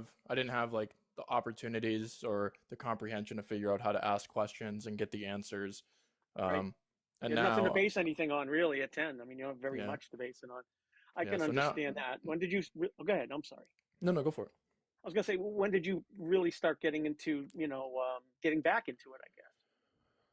Um, what, like self-seeking or specifically God? Yeah, let's start with God. I think like 2 years ago. Oh wow. Okay. Oh wow. So you spent a good swath of your life as an atheist. Yeah. What got you back into God? Um, self-reflecting and answering questions and people being mean to me. Um, I was sick. I'm still sick of people in general and people online. Because I'm a very like my voice is not like I'm accidentally condescending, right? My voice is how it sounds. I'm speaking very softly right now. You have resting asshole voice. Yeah, I do actually. Yeah. Okay. And so I would have like questions or want to talk about serious topics, but not with malicious intention, but just because of the limitations of my understanding about serious topics. And so when I would have an opinion about something, and I would express that, instead of like having resources for people to see that I was just ignorant or didn't understand it, they would pounce on me like a piranha. And so, as a defense mechanism, I studied philosophy, especially with all the Philbros. So I learned about inference rules. I learned about modus ponens. I'm literally getting a degree in it because I think that when you look at what the political leaders are doing, they weaponize the name of God to create more division and create a society where the people forget that we are supposed to be the government. We're I think supposed that's to be the always been the self-reflecting. case. I think Yeah. that's always been the case, and I take it you never read the Bible, then the Old When Testament. Have you ever read the Old Testament from beginning to end? the entirety of the Old Testament, no, but Yeah, the parts of it. Yeah. yeah, the chunks, especially the parts that people are normally up in arms about what is morally impermissible. Yeah. Okay, well that's good because a lot of time with Christians, they only read the parts that coincide with the prophecies in the New Testament and stuff like that. So, no, that's good. But what you notice when you read the Old Testament is that it, it very much appears to be revisionist history. It very much appears to be people trying to nation build and say, as long as you stick to the plan, as long as Yeah. we all stick together, we'll beat that nation next to us. Yeah. And you see it when Josiah, I believe it's the Book of Kings, is and I don't know if Joyful can confirm, but it's somewhere in there. Samuel or Kings. Josiah was the new head honcho priest, and I believe he was a king. I think he was no, I can't remember if he was a priest or a king, but he was in control of the religion really strongly. He could have been one of the kings who was sort of in control of the religion. And anyways, what he really was upset with was some of the denominations, and he stomped them out. I mean, he got really angry with them. He even went to the high places and had them destroy the high places, which if you go back further in the Bible, those were important to Yahweh. The high places were where sacrifices were made. It was kind of weird. And that kind of struck me as maybe this isn't real. Maybe this is just different sects, different groups taking power from each other. He was especially upset with the whole Asherah thing. And anyways, that's another story. So what I'm getting at is to your point where you were saying that governments use it as a tool. I think you could even see evidence of that when you read the Bible. Yeah, you know when you watch a movie one way through and you see it from a certain lens, and then you watch it a second time. Mm-hmm. I think the movie's Memento, where he like writes down, he has tattoos specifically. Yeah, yeah. First time you watch it, you're like, oh, okay, that's what's happening. Second time you watch it, you see new details from a different lens. So Mm-hmm. what I see happening is people fundamentally hate Judaism, right? Whenever they're talking about wanting to talk to Christians or targeting Christians, in the conversations they target the Old Testament, right? But Yep. then if a Jewish person comes up here or a Jewish rabbi comes up here and they contextualize it, then it's acceptable. And Oh, I so love it. I love it because they're the ones who know what's in the book. They understand what's written. And well, you know what? I'll be honest with you. I love it when they debunk the Christian claims. I'll have to backtrack a little bit because it's when they debunk the Christian claims. I haven't really heard when rabbis come up and you grill them on the terrible things. I've actually don't have much experience listening to that, to be quite honest. yeah, Have you that's heard some of that? yeah, like people will talk about the Levitical laws and they'll say that there's no context in which it's permissible, and the Christians will get beat up on no context is acceptable, but then a Jewish rabbi will come up and give them context, and then all of a sudden that same person that has been spitting on the last 20 Christians, now they're meek and humble and they understand the context. Yeah. Well, I do recommend, I know you're real busy with school right now, but I do recommend trying to get through the Old Testament in succession because it does build an idea, as we were talking about earlier. It's somewhat written, somewhat put together in the order in which it came out. I mean, there may be some discrepancies, and we may know more now than we did 100 years ago because we just keep learning things. But it does seem to kind of go in order because it is telling the story of the Jews, and I really think it's important to see that um, Yeah, because you can the reason you I can brought up learn about it. the reason I brought up the movie thing is because I think that if you look at it through the perspective that lacks Jesus, lacks the standard of love, lacks the fulfillment, lacks the Messiah, lacks God willing to show us that He's willing to self-sacrifice for us, then yeah, the book's incomplete. The book is missing something. But when you look at it through the lens of love, and that you're right that, and I think this applies to all cultures. All cultures, to a specific degree, they are going to want their culture to be successful, even to the point where they might be or would likely go to war with another culture, right? Yeah, well, I mean, yeah, and as far as like I had said this earlier, that I kind of look at Jesus as a religious reformer, but at the same time, we're not even certain some of the stuff was written by him. I mean, ostensibly you could easily see that years later, I mean, 40, 50, 60, you look at when the gospels are written, people could have written anything and said, yeah, Jesus said it. No, I would never say that because that would get me killed by the Pharisees and Sadducees. I would never say that. But Jesus said it, and he's dead now, so yeah, that's what he said. And that because we know that Plato is the guy behind the stories. And we don't know if Socrates was ever a real person. He could have just been a figurehead because Plato knew some of his ideas might be frowned upon, but if he just wrote it as this other guy, you can go find him if you want to go find Socrates and hang him. But I didn't say it. So people can get away with saying things and actually, helping move humanism forward. I'm not saying Jesus was a humanist, but he was closer to a humanist for his time in that area. I If we mean, there were were to, some people all around sorry. the world with better. Sorry, people all around the world with better ideas than Jesus at years before. I mean, Confucius was pretty brilliant, and he was around 400 years, I think, before Jesus, saying things that the Golden Rule was coined by him before Jesus. And who knows? Maybe there was, Grog the caveman who came up with it before him. I don't know. I would agree with that. That when we're looking at the golden rule and like humanism as it relates to trying to figure out the greatest standard for us collectively unifying as one species, one nature in humanity, Yeah, I agree with you that other people can have similar like morals, but it's almost like as a that's the goal. It's almost like that's what we're all searching for, you know? Yeah. But when we get into the metaphysics department, that's where things change drastically. Because if the claims of Christianity or Christ, him being the Son of God, one in nature, is true, that shifts the game entirely. Indeed.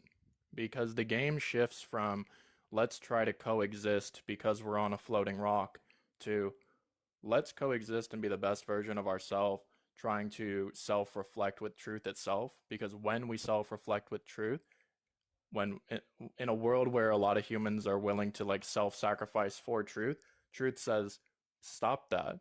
I'm willing to self-sacrifice for you. I've sent you my son. Be like him. Don't listen to these political leaders. Stop dividing yourself. Stop. Yeah, but the problem, no, that's really great. I mean, there's some good parts in there, but the problem is it also brings with it tons of baggage, and one of them being Jesus himself saying, and Revelation saying that not everyone's going to be saved, and we're not just talking about bad people. You know, it's just people who don't believe or don't believe, who don't believe and didn't do, like we were saying earlier, do the acts, do things enough, repent enough. I mean, Jesus said you should walk down the narrow path. Only those who walk through the narrow gate and down the narrow path are saved. Those who walk down the wide path, you know, I'm kind of crossing verses here, but they already got their reward. People who do it for the public viewing, they get their reward. People who do it for money, they get their reward.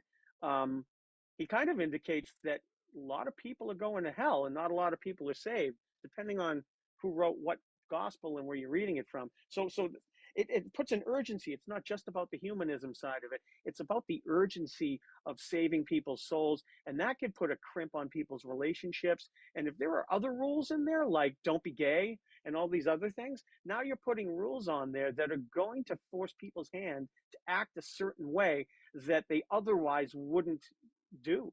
They wouldn't act that way normally.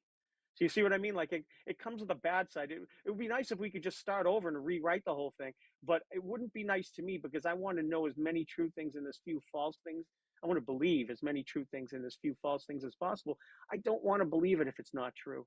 You know, I don't want to be stuck believing something like they were able to rewrite the Bible completely and make it perfect and fix all the mistakes. And so it's seamless and foolproof. That scares the hell out of me because if it's not true, that means anyone could make up anything and get a whole bunch of people to believe it.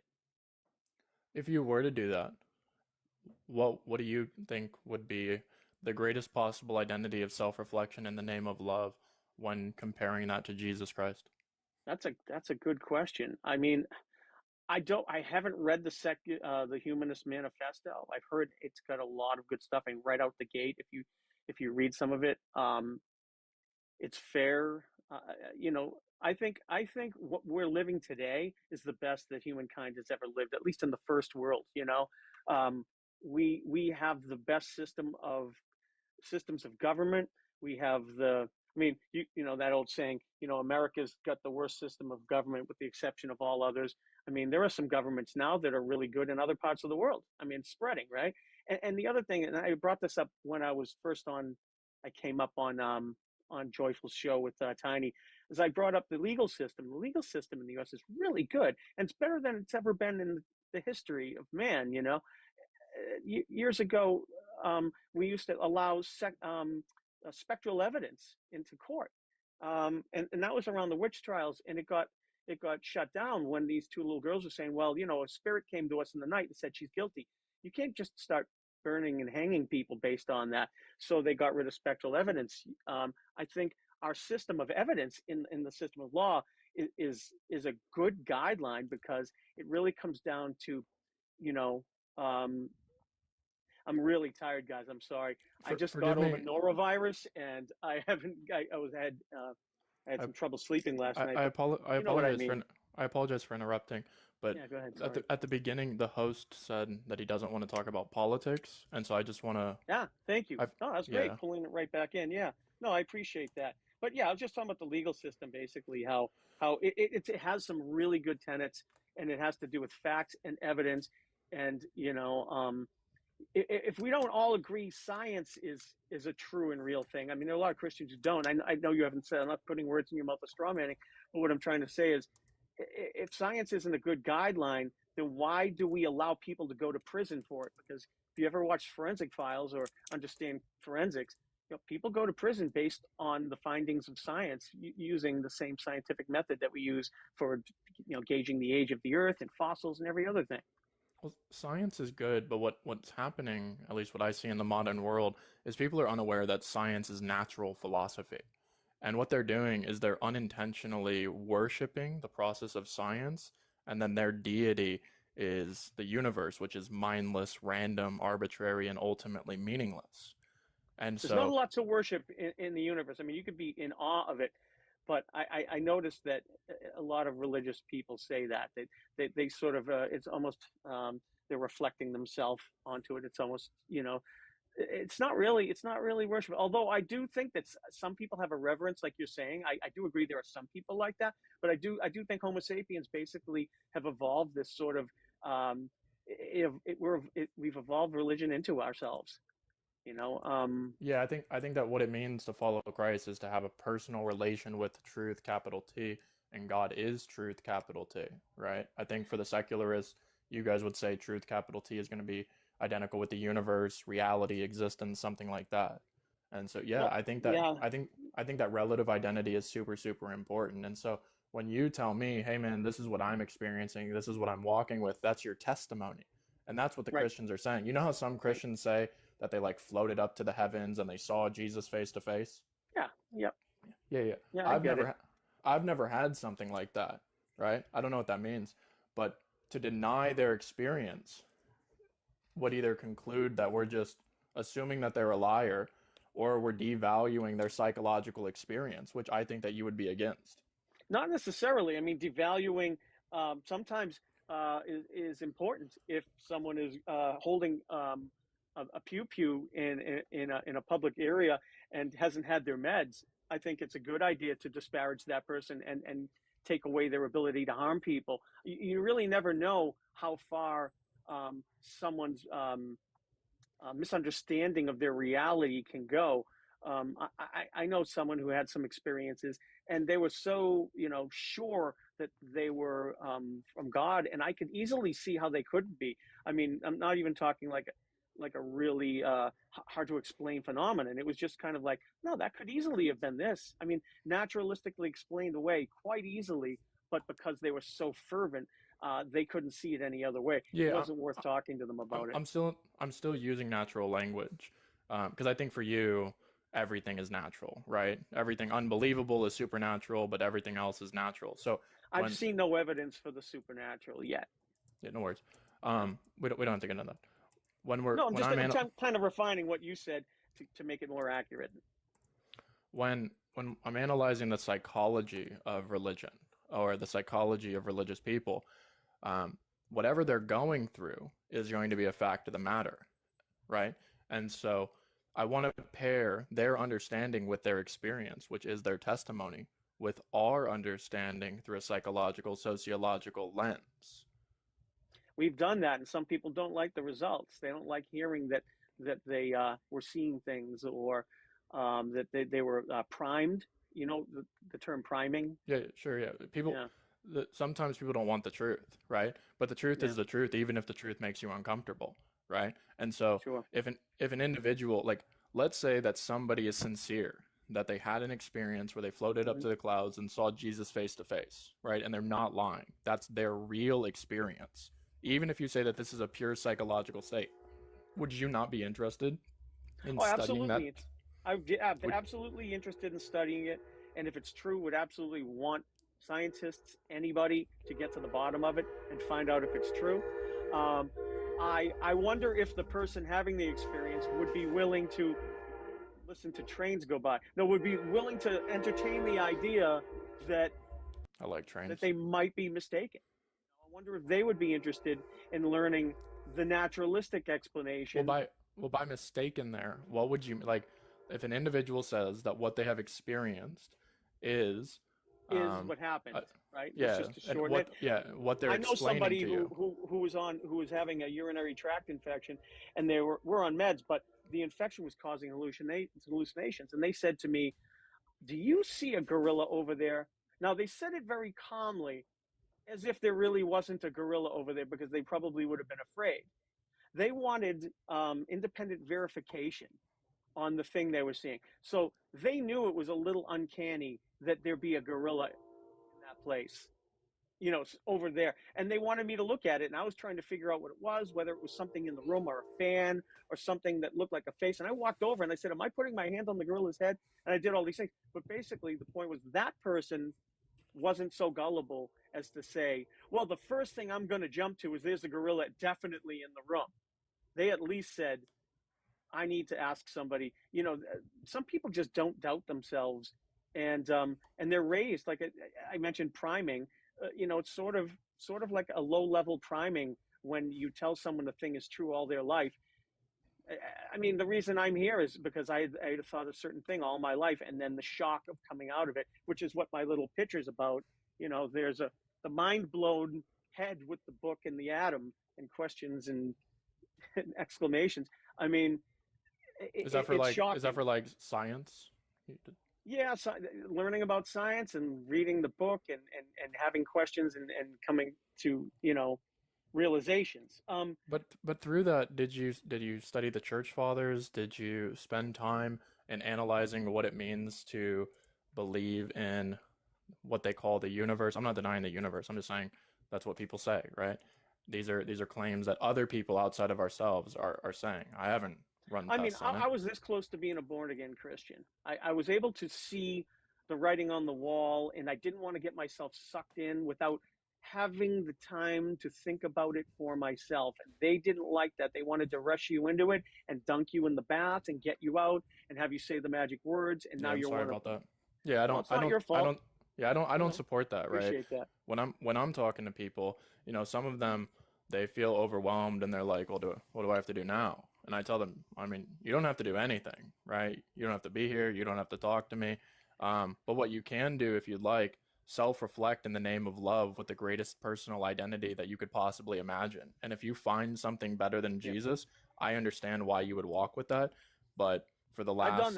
I've done that, Shark. Yeah, I know what you mean. I know exactly what you mean. But that's not necessarily what the Bible God is or what Jesus is. And if you read the whole thing, you'll start to see some things. You'll start to see, well, my idea of God, this is what I saw. My idea of God was much better than that thing in the book. Hey, Shark, Yo, we're going to give you the last word. No worries, brother. We have some people in the box. We're going to move it at the top of the hour. Go ahead no worries, and brother. say whatever you want here at the end. Man, I just hope you guys know you guys are eternally loved. Life is full of meaning. I thank you for the opportunity to speak. I hope I was respectful. If I was disrespectful at any time, I apologize. You're cool, Shark. Thanks. Nice talking to you. Thanks, brother.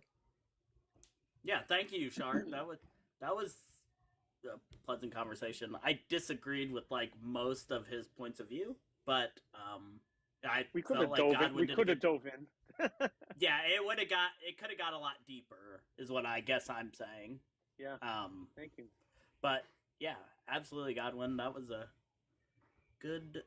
All right, let's see if he was the first one in the box. Some of these people may have left because they were waiting a while. We got Tom. Try Tom.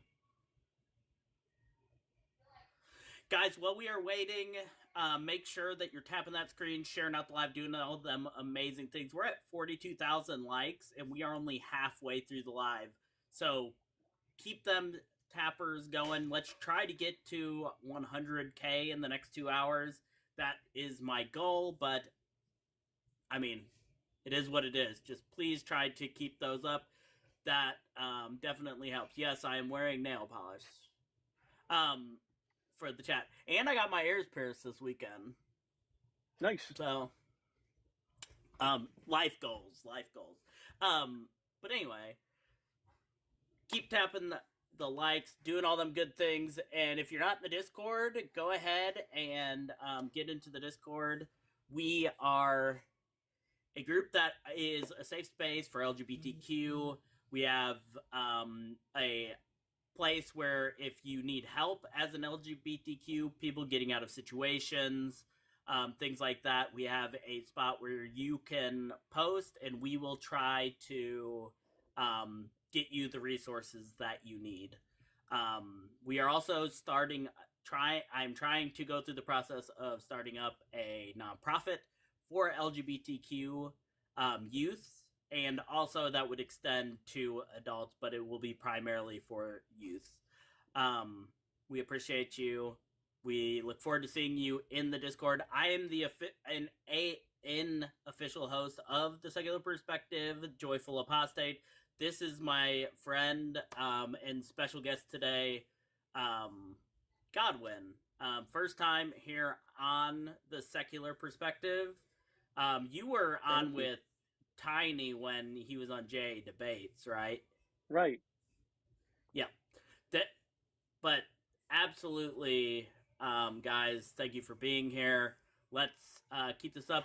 If there are any Christians or people that believe in God in the chat, the guest box is open. I tried to accept every one of those guests, but apparently they have left. We had 5 people. Some of them were maybe wanting Trolls. to talk to. Well, some of them were probably wanting to talk to him. People scrolling through and wanting to talk to Shark, which we get a lot. But Really? this is a show where we don't bring up friendlies, guys, unless like it's another official host of the show. We'll bring them up for a minute to make an announcement, to say something like that. But unless you are an official host, we don't just bring friendlies up. We have a live afterward where you can come inside my Discord. That almost sounded really weird. It still sounded Really kind of weird. nasty, You can It's an invitation, people. Yes, join my Discord, and you can be in the After Live there, where you get to talk to me and Godwin every time that we go live. We have it afterwards, so all of the friendlies can definitely come in and have a conversation with us. Sorry. Give me one second. It's good that you have these rules. It's really good you have, good structure. And last week when Redhead was on, there was this guy talking science stuff that I chimed in at the end to try to come up and just say to him, please call next week. I'll be on. I want to talk to you about this stuff, But I like that you have structure and rules. It's important, And I wish that guy would call tonight, because he had some answers. I could give him some real simple answers, and he had these questions that he, about science that he needed answered. I remember having the same questions, or knowing people who were teaching me that science was bunk, and they had those questions, and all that stuff that's in your head. When you're searching for yourself, you end up looking them up yourself and finding the answers. That person may not be around anymore in your life, but you found the answer for yourself. So I get it. I understand that people have questions. If you're a Christian, you have some questions. You don't understand why science is true and the Bible isn't. Colin, I'd love to hash it out with you. Again, thank you, Science, for the super chats. Another 2 super chats for 179 THB. The first one says, contributing to the Diva Mute Kick Fund. There you go. A little more to the Diva Must Kick Fund. Or Mute Kick Fund. Thank you very much. Thank you very much for that contribution. You are amazing. Guys, and a lot of right out the gate, the funds that we get into the show are going to go back into the show, getting a better computer to where I can broadcast this from my computer rather than from my phone. It will give a lot better quality. We won't have to have the other guests shrink when we have a guest, things like that. We can make it to where it's a lot more professional than what the setup we have now. So everything you give helps a lot. And if you give for the LGBTQ stuff, just make sure to put that in there, because I will set all of that aside for that specifically, because that is more important than computers and whatnot. You're a good man, Joyful. Well, I appreciate you. The mission statement we like to go over this a lot here at TSP so people know what we're here for. and why we do what we do. Our community exists to uplift and support atheists and LGBTQ individuals by providing a welcoming space where everyone can be their authentic selves. We foster respectful conversations, mutual encouragement, and shared learning free from judgment or discrimination. Together, we aim to build friendships, promote well-being, challenge harmful stigmas, and celebrate the diversity of human experience. This is a place for community, empowerment, and positive connection where every member's voice matters. So even if you're a part of this community and you are in the Discord, your voice matters. Even if you're not one of the admin, me, Sunny, Lobes, Lilith, we are the admins and kind of the overseers of everything that happens with TSP. But Sunny's the real boss.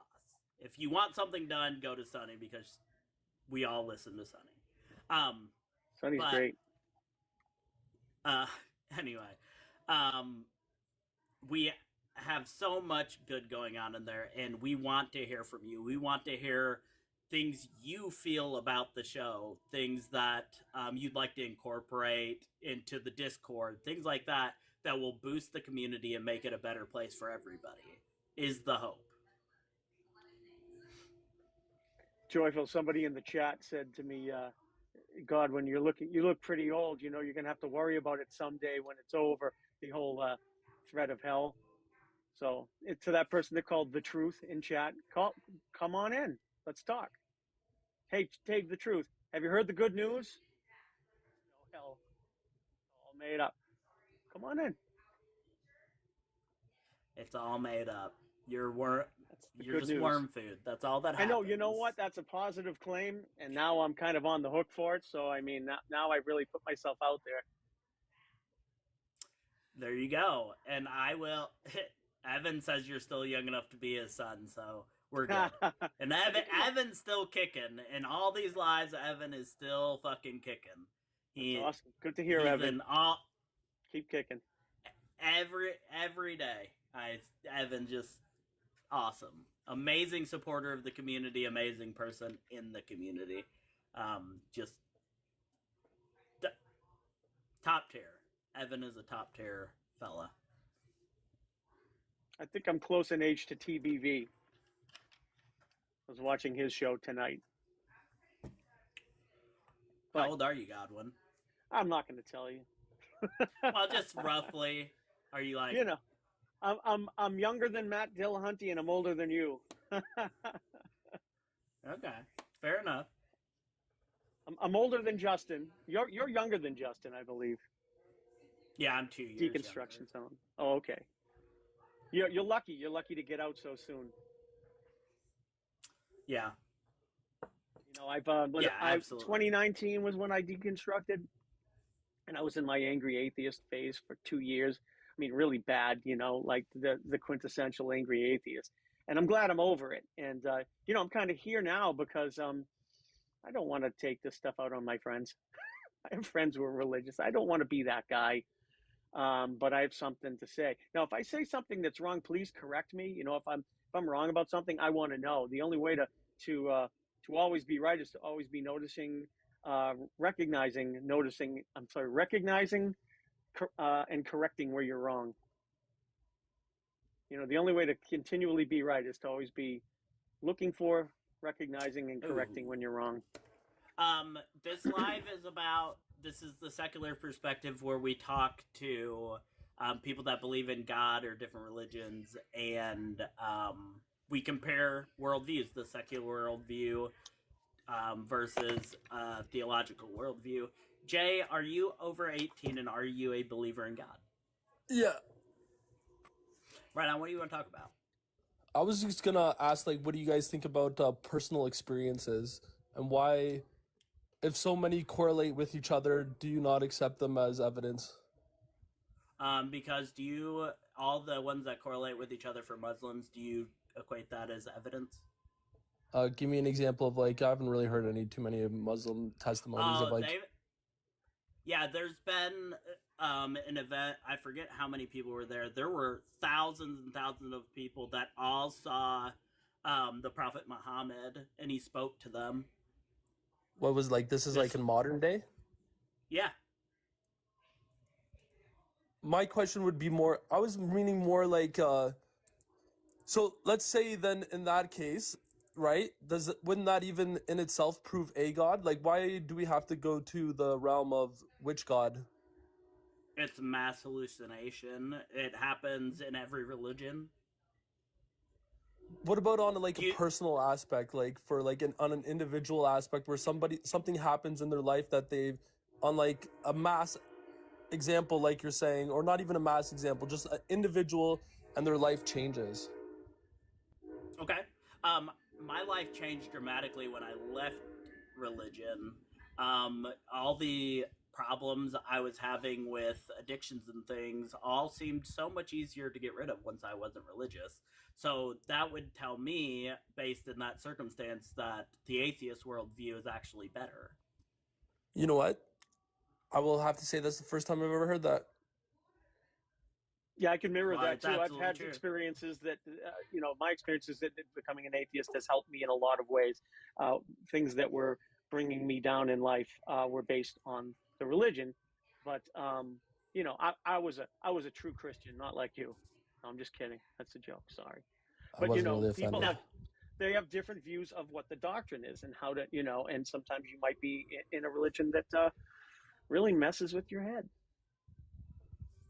Can I have an example of how you're like the brother over here said that he was doing drugs and alcohol as a believing in God and then stopped doing drugs and alcohol? I didn't say anything about drugs. Okay, sorry. My apology. I didn't mean to put words in my mouth. He was struggling with addiction. It was the word that you used, correct? So my bad. So I had a really bad porn addiction, and also I was an alcoholic, and I prayed and cried for years and years and years over these issues that I couldn't seem to kick. And I left Christianity, and once I left Christianity, I realized that I am the power. I have the power to change me. I don't need a God to change me. And that's where did you decide that drinking alcohol and pornography was wrong? Being addicted to things is not healthy for you in any aspect. Any addiction is not good for you. Right, but like, where did you come up with that moral idea? That was it just subjective to your own belief system, or was it like influenced by Christianity, or? When I was in Christianity, I felt bad for a different reason. I felt bad for being an alcoholic and because I was doing something against God. When I left atheism and became an atheist, I felt bad because I was doing something against myself and my family. There's a different perspective that is given that is so I wouldn't say that it's because of Christianity. I would say that the reasoning is absolutely the opposite of what Christianity teaches you. No, but I'm saying, where did your morality come from that you decided that something like pornography was wrong? I don't think pornography is wrong. I think being addicted to anything is not healthy. Fair enough. You could be addicted to, I would say even healthy habits can be addictive and not beneficial. Like if you're at the gym for 7 hours a day and not going and getting a job and harming yourself, I can see how that would. I have friends that watch pornography all the time, and I have no problem with that. That's their thing. I don't think there's anything innately wrong with pornography. All right, fair enough. But anyways, I wanted to go back to like, what about like a person? Let's say somebody who is, wasn't a Christian, has an experience that they would consider personal. Do you have hatred, or do you like? Because I remember I saw Godwin say that he was an angry atheist. How would you justify to that person? Would you like say to that person that they were hallucinating, or a chemical was released in their brain at their lowest point of their life that made them change?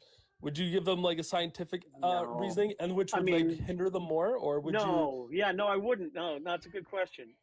No, when I was an angry atheist, that wouldn't have been something that I would stoop to. I did want people to know the truth about their book, but I didn't.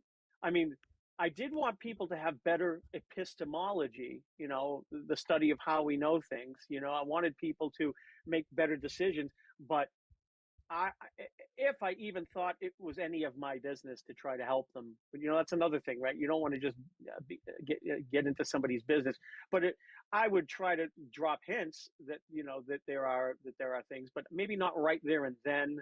I would just recognize that this person didn't consider the naturalistic. I mean, maybe it was so profound that they did consider the naturalistic explanation, but it was so profound and so realistic that it was highly unlikely to them. Yeah, to them. I understand that, but Because I would say that would be my story. Like, because I've heard the other sides. That's why I said like a chemical being released in your brain that like could cause you to like in an evolutionary mindset to preserve your life type aspect. But then to me, I just like come to the conclusion that I would have to like deny my own reality at that point, like you're saying, right? Like, right. If it's that realistic, yeah, right.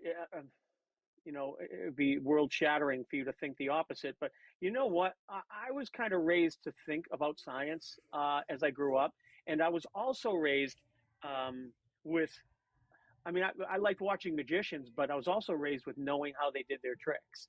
And I think that's really important. And I think if you have kids, you should help inoculate them by teaching them magic tricks or letting them understand how magic works, because it shows you that the mind can be fooled by something that would fool anybody. I mean, it's not that you're a dummy. It's just that, that these circumstances happened in a certain order that appear a certain way. So what I'm trying to get, I'm not trying to get at that anyone who had an experience is crazy. What I'm trying to say is I personally grew up with a outlook of looking at things that way, so that when I ran into something that seemed outlandish, it had to be really good for me to believe it was. I would consider, okay, it's supernatural, or here are two other naturalistic explanations that could easily explain it. So I'm not sure. okay, But I well did then all this. let me. Yeah, go ahead. Sorry. Sorry to interrupt you. I didn't mean to. Oh, I was done. That was good. Okay, I thought so. But so let me ask you this then. Like, let's say hypothetically, right? Like, God came down to you and spoke to you and said, like, I am real in this hypothetical scenario. Would you conclude that you were hallucinating, or that this might be false, or like you could be I schizophrenic? wouldn't conclude. That's not enough information. I would speculate that it could be a god. I would speculate it could be aliens from outer space. I would speculate it could be some sort of demon trying to trick me into thinking it's a god. I could speculate it's a genie. I could speculate that I'm losing my mind. A more likely explanation was someone slipped something in my drink, See, or this having a is health problem. I mean, so those are the see. top two most likely, right? If you think about it, even if you're a Christian, you have to admit that the top two likely things are you're having a health problem or someone slipped you a Mickey. But see, here's my issue with like that line of thinking, and maybe I'm wrong, and I'm not saying I'm right or anything like that. But the premise that we set up was if God came down like and said to you that He's God, He's real type thing, and right away you're already concluded that there's a million other possibilities outside the premise. So to me, it comes down to there's no evidence. There's no way. Whichever way you want to go for. Yeah. Right? There's no way. I mean, how could someone let you know for certain? Someone said, yeah, exactly. Joyful, you had something to add? Yeah, I think that the difference would be for me, like if a god came down in this scenario and told me I am God, I would go through a few different things to try to figure out if this was actually a real thing. One, is there anybody else there? If there's not, I'm going to be very skeptical of it. Well, you just said the mass thing that the Muslims saw with Muhammad that was false, and there's many of them there too. No, I understand that.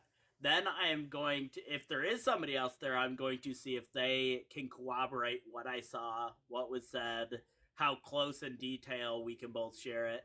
And then lastly, I'm going to check with evidence, like what all this could possibly be. And then I'm going to look for the most likely solution, which I would think as a naturalist that it's going to be a natural phenomena that happened within my brain. And you know what? That's fair. And you know what? That's where it kind of leads me to like that fork in the road type aspect. Like you either go left or you go right. And I just find, for myself, it's I would choose to trust my reality of like what I experienced that time, because then I would have to start questioning everything. And I know we can't prove to 100% certainty on both ends of our argument here, but like when I start denying my own reality, I think that's when things get way too overcomplicated and Occam's razor gets involved. And Jay, I agree. I mean, Yeah. your own reality is kind of all you have. What all that you see and all that you touch and all that you hear, and also your upbringing, what you've experienced in life. That's kind of all we have. I just which is really quick, secular in a way. guys, make sure to put that in, like, what you're talking. I like what's going on in the chat right now. Make sure to put that in the Discord and the fan fiction. It's great in the chat, but also put it in the Discord and the fan fiction so I can really read it later, what you guys are putting together down there. But Jay, you don't have to be a naturalist to have these thoughts. You could still be a Christian and still have naturalistic thoughts. You don't have to say. I know. Joyful's like, I'm a naturalist, so and the first thing I thought of was my apologetic brain kicked in and said, there's going to be an apologist who calls. It's like, aha, you're just a naturalist. You'll never think outside the box, and that's not true. You could have those thoughts and keep thinking. Don't ever stop. Yeah, for sure. It just, and also is like my only worrisome is on both ends. Like I know there's hurt from like the religion, any type of religion, and I know there's like hurt from that people from religion receive from like church hurt. Joe calls it church hurt. Yeah. Yeah, or church hurt, or like, but there's also like hurt from atheists as well, right? To like towards Christianity or Islam or so forth, right? Because I know when I started learning about like whether I'm trusting my own reality was like I was telling you, man, that was a dark place to like work through something that there could be a possible other explanation than what I experienced in reality. Yeah. Which wasn't healthy too. You see what I'm saying? Especially when I wasn't like, when my life changed for the better. Well, like something that I always heard Matt Dillahunty say was when they say, how do you know, what do you think you know? And he says, well, my knowledge is that anything to the contrary would be worldview shattering. You know what I mean? So now he tries to keep an open mind and tries to believe as many true things and as few false things. I don't know what to say about your personal experiences. I don't want to disparage you, but just try to keep an open mind. And when you learn things about human behavior, you start to notice things, about groupthink and about like the herd mentality and priming and, psychological experiments that have been played on people, like just not devious ones, but ones that just try to figure out how the brain works. Yeah, for sure. There, like the 99-to-1 rule. There was a study that they did where they prayed for people with like, I think it was cholesterol or diabetes or something, and they saw like no effects happening to it, or actually worse effects. So I understand all that stuff. But here's another thing. If we could change topic, unless you guys had something. I just had one more thing to add on. You were talking about like the groups, because 99-to-1 rules reminded me of that. Like when you have a lot of people who say that they've experienced a thing. Joyful brought up a bunch of Muslims or whatever in an area, or I forget what it's called when they all saw the sun in Mexico. I think it was Mexico. They saw Mary in the sun. But the whole thing is, okay, who's bringing this news to you? Now, I learned from reading the Bible that the 500 was just one guy saying there were 500 people. They didn't name their names. They didn't name a single person's name, not Mary Sue or Jim Bob. They didn't name anybody. And there's no reports anywhere else in the world of the 500 saying that. So it just goes to show how easily someone could simply write a thing happened, and this is how many people saw it, or this is how many people did it. And the thing, I forget what it's called, but in Mexico with the sun, it's maybe someone in chat knows, but basically, it was a newspaper article, and they didn't like interview each person one at a time, get their names and addresses, and you could go to their house. I bet if you did, I mean, I know I'm making an assumption here, but I bet if you did, some people would be like, nah, my mom told me to say that. You know what I mean? You don't really know that many people attested to a thing. Do you It's think hard Paul to then do. therefore would be? Do you think Paul therefore would be like a not credible witness? I don't, you know, after reading the Bible, before reading the Bible, I would have said he was a credible witness. After reading his word and after knowing what it was like being a Jew, that's why I say read the Old Testament first. And I really agree with Penn Jillette, you know, go to the source material. But when you've done reading the Old Testament, you realize what it was like being a Jew back then. And then all of a sudden this Jesus stuff happens and you're like, that is totally antithetical to what it's like to be a Jew. No wonder they took him out. And the other thing is Paul was a different type of Jew. He was a Greek Jew and living in Turkey, in the area which is now Turkey. He was a Hellenistic Jew, right? Yeah, I mean, there were a lot of different cultures mixing that didn't mix before, and I don't know. I personally don't give much weight to Paul. Paul kind of reminds me of, I don't know if you ever saw the show about the flat Earth, but it's a documentary about the flat Earth called Beyond the Curve, and the guy who is the main guy supposedly wasn't. The real main guy refused to do the documentary because he thought it was bunk. But the real guy is like, he seems like an attention-seeking guy, and he's doing it because he loves the attention. And I think Paul was kind of like that kind of guy who saw an opening, and I think he made his story up about running around unaliving Christians. I really don't think he did anything like that. I think he made it up because who was there to corroborate? You know, their standards were different Peter, than today's standards. for 1 sec, can I just interrupt you there? He said, "Who's there?" Because even like Peter says, Paul's teachings are tough. So you'd think we would have some type of source like correcting No, there was no Paul. one to police it. They didn't have what we have today. They didn't. I mean, even just 100 years ago in America, we didn't have the level of scrutiny of writing, and we're getting better at it. But I mean, back then there was no scrutiny.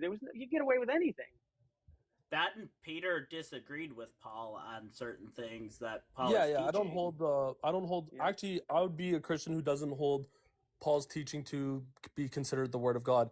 I would believe it's like used as like a teaching rather than just like, because even Paul says in like 1 Corinthians, for example, he says, "I say this, not the Lord," and then goes and contradicts God on marriage, like saying that like how you know. So I don't I don't sit there and hold like let's say the words of Christ to me personally are like a 10 out of 10, like the red letters. Paul's like an 8. The Old Testament, when it thus says the Lord, is a 10.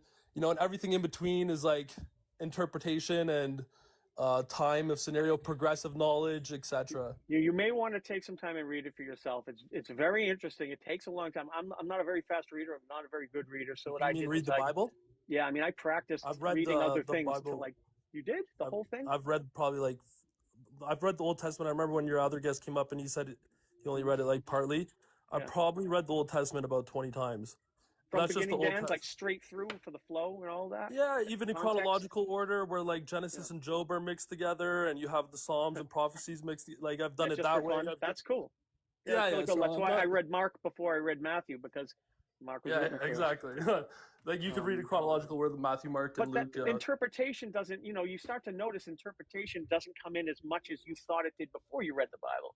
I remember saying that all the time. Oh, well, interpretation differences. Then you read it and you're like, no, they were right. I think that's your interpretation. You see what I'm saying? Nice. I see what you did there. No, but see, it is true. Do we have other callers that you want to get in, or I'm not dissing you, Jay. I'm just trying to make. No, you're good. No, we didn't have anybody else. That's why. No, I agree what you're saying. I was going to change it at 7:30, but. Yeah, I don't know if you wanted to bring up another subject. You had mentioned that before I went on. But yeah, so what would you conclude in a secular mindset then for like the cause of the universe? Do you just like consider? Obviously, I know your position is you're going to say like you don't know, but I would just. How could we know? That's what I would rather say. How could we know? Let me use an analogy. I might be really wrong on this. I would love to know if you have a method. Yeah, I have an analogy, but let me use this one. I might be really wrong on this. And imagine this: you're like a school teacher, right? And you go to a kid and you tell them 2 + 2 is 4, right? And this is a really bad analogy, by the way. And the kid says, "Well, I don't know." And then you say, "Well, you tell me what it is." And they say, "I don't know." Do they really have a right, even if the teacher was wrong on 2 + 2 being 4? Even if they were wrong, do they really have a right to tell them they aren't right? Yep. Because logically, God couldn't be the first cause. Oh, okay. I was going to say you could leave the kids in a room with some apples and have them figure it out for themselves. I mean, that's how we figure things out. I don't know, but let's find out. Yeah, so then let's say But Joyful went on to something very interesting. I'd love to have him explore. Joyful, do you want to continue on that line of thinking? Yeah, so God couldn't be the first cause of the universe for several reasons. If he's outside of time, he can't be, because it would cause a contradiction. well, I don't think time exists. I'm a So time. you don't. Okay, so you don't think time exists. So you. I think existence Okay. exists. Either you come in or out of existence because I believe in God. So I've thought about these things too. So you Yeah, don't but believe in temporal things? Like you don't believe that there's a before, after, and future? So for example, I believe in like things like entropy, like death and cause, and like we can measure and use time as a tool, like our clocks and so forth. But I don't believe that. I believe time is an actual illusion. Like I think you'd have to hold that position with the belief in God. Well, I could see that, Jay. But the thing is, you got to admit that something can't exist for no time. Why? It needs time. Well, because then it wouldn't exist for any amount, any period. Well, it'd be existence. Like you could have like, oh, maybe I'm not explaining it right.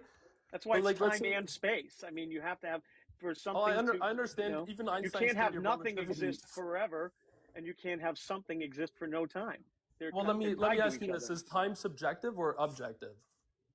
It's subjective because you could There. fly around the Earth very far away outside the orbit of the moon, going Mhm. very fast, and your time will Will slow down. Yeah, be different than Yeah. on Earth. Yeah. Unless And, you're and under the fact gravity. that when I read stuff like and understand Gravity things like affects time.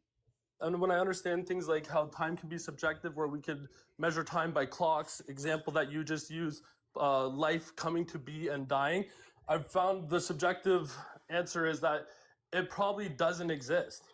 It's just a tool that we created in our universe or laws of physics and so forth to understand our surroundings or our physical understanding a lot better. But I don't think I understand. it I understand it's hard to understand, that's- but what I'm trying to say to get you to just understand what I'm saying is, here's a rock floating in space. It exists for at least a millisecond. It may disappear after that, but for the amount of time that it was there for an amount of time. And other than that, I don't want to go down the road of the a-timism. Have you studied Until atimism? No, until I look into it further. Okay, yeah, look into it. It's quite fascinating, I'm actually. unarmed. It's actually something that I've only been learning in the last little, because I come to these, like I said, these rocks in the hard place where I'm like, I have to choose for my own personal experience. Once again, like I can't, I would have to admit that I would say. Can I steal Okay. Joel's line? the problem's still going to be on God not being able to be the cause. Then, even if you don't believe in time, okay, and you do not think things like the laws of physics or the laws of logic are No, I think objective. those exist. Oh, you think they're objective? I think like laws Okay, of physics and laws of logic could be subjective, but I believe that like you guys have a different opinion on logic than me, but I have the Okay. opinion like Lobes does. There's only one real law of logic. It is what it is. It's not what it's not. And you- it can't be both. Jay, so do you think that everything must have a cause? I believe everything that I've seen or experienced in my life has had a cause. Okay. So you don't necessitate that everything has a cause, though. No, because I don't think God has a cause. I think He is the cause. Yeah, then the universe doesn't need a cause. If things can happen without causes, then the universe doesn't need a cause either. Well, the cause, I would say that everything in our physical universe needs a cause. So that's why when we're talking outside of the time, space, matter, even though time is an illusion to me, that's why it correlates well with God, where it's like the end goal, right? It stops there, where we cannot continue backtracking, or I forget the philosophical term for it. All right, when it was just God, then was it perfect when it was just God? What do you mean by that? Sorry, I'm not understanding. All right, so God is perfect. Do you agree with that? I believe God is good, yeah? Okay, so if God is a perfect being, if before angels, before anything else was created, it was perfect because it was just God, correct? Yep. All right. Why did he create? Just out of love. It's his nature. I think love is an attribute that is, and the only time we really see love is when something is demonstrated, right? It's an action, like love is an action. So I just think it's in his nature to create out of love. Okay, but so he prefers imperfection. I don't know how you got that. Wait, I'm lost. Sorry. Is okay. So if it's perfect with just God, is it perfect with us as well? If you accept is everything Christ. perfect? Is Exactly. Okay, yes. Let's keep going with that. So God created something that made made things less perfect. So Well, I God think that's- desired something less perfect than perfect. No, I would say it's more like this. So I believe like God desired something that is perfect. And so I believe that giving free will is a perfect choice. So therefore, he's it's like this. It's like battling with two lesser evils, right? Like imagine it from like a human aspect. Like like you could lie, right? Let's say lying is bad. Most people would morally say lying is bad, whether you're secular, any type of thing. But if I look at grandma and grandma says, "Hey, how do I look today?" And I say, "You look very beautiful," even though I don't think grandma's looking beautiful at the time, I'm choosing two of lesser evils, right? I could either hurt grandma's feelings and she could be very upset and distraught and thinking many things, or I could lie. And so when I see God in these hypothetical scenarios, I think he's choosing things. His perfection can be complicated and hard to understand at times, like why he would do something, but he's God. But again, you have to admit that he created, like, his desire created a less perfect state. No, I would say he created a perfect state, and then through our free will, we chose to not continue on the path of perfection. Well, that's not true, because in Revelation 13:8 it says that Jesus was predestined to be crucified before the world was even made. So before God created it, he knew that it was fallen. Right. So, for example, hold on. So he knew what he was creating was less than perfect. Therefore, he desired something less than perfection. So I understand what you're saying, but I view it a little differently, right? So I view it like this: just because you have foreknowledge of something, and you're creating perfection with free will enticed into it, doesn't mean that it's your fault. Why? Okay, and then the question's going to be free will for human beings would be less than perfect. So again, he desired to create something that's less than perfect. Well, no matter which way we go with this, you're going to end up with God preferring less than perfection. I don't know. I'm not sold completely on that. I do keep an open mind to it, but I'm not really sold on the whole aspect that just because he created something that turned out to be imperfect with free will involved, that makes him imperfect. But hold on, Jay. He knew that it was going to be imperfect, correct? Before he did it? I would actually... I know I have some weird beliefs, and I don't want to get attacked by my Christian brothers and sisters, but you know what? They call me a heretic all the time, so I don't really care. But anyways... I just want to say be careful, because I'm going to take you back somewhere else if you tell me God didn't know. I'm going to say, I know we're going to go back to Revelation 13, but I was going to say there's many examples where God, for example, like, you know, the story of Abraham and Isaac, where he says, "Now I truly know that you love me," you know? Absolutely. Or he makes Saul king, for example, and he regrets it. And there's many times when I read the Bible that I'm sold actually on the idea that God possibly might not know. And let me finish my statement before you interrupt me, because I know it sounds very like I'm trapping myself here. That I'm kind of sold that he isn't all-knowing in the sense that like he can decide past, present, future, but rather really good at predicting. And I'll give an analogy. Let me just give my analogy because it correlates to Revelation 13. Okay. Yep. If I have a child and they love vanilla ice cream, and I go to the store and I grab a vanilla ice cream and a chocolate ice cream, me being God to them, and I come back and ask them, but I've grabbed their favorite ice cream and I say, which one do you want, the chocolate or vanilla one? And the 2-year-old says to me, as like us being in the analogy towards God, says, the vanilla one. Did I foreknow that knowledge, or was I just really good at, and predicting might not be the greatest word, but yeah, that's how I view it. So the same thing with Revelation. It's like Jesus was, God knew, giving us free will, that the desire, just like the angels, might be to fall away from grace. So, and he would be way better at predicting it than being all knowing. Yeah, but the problem is still with 13a, because he says he was predestined to be crucified.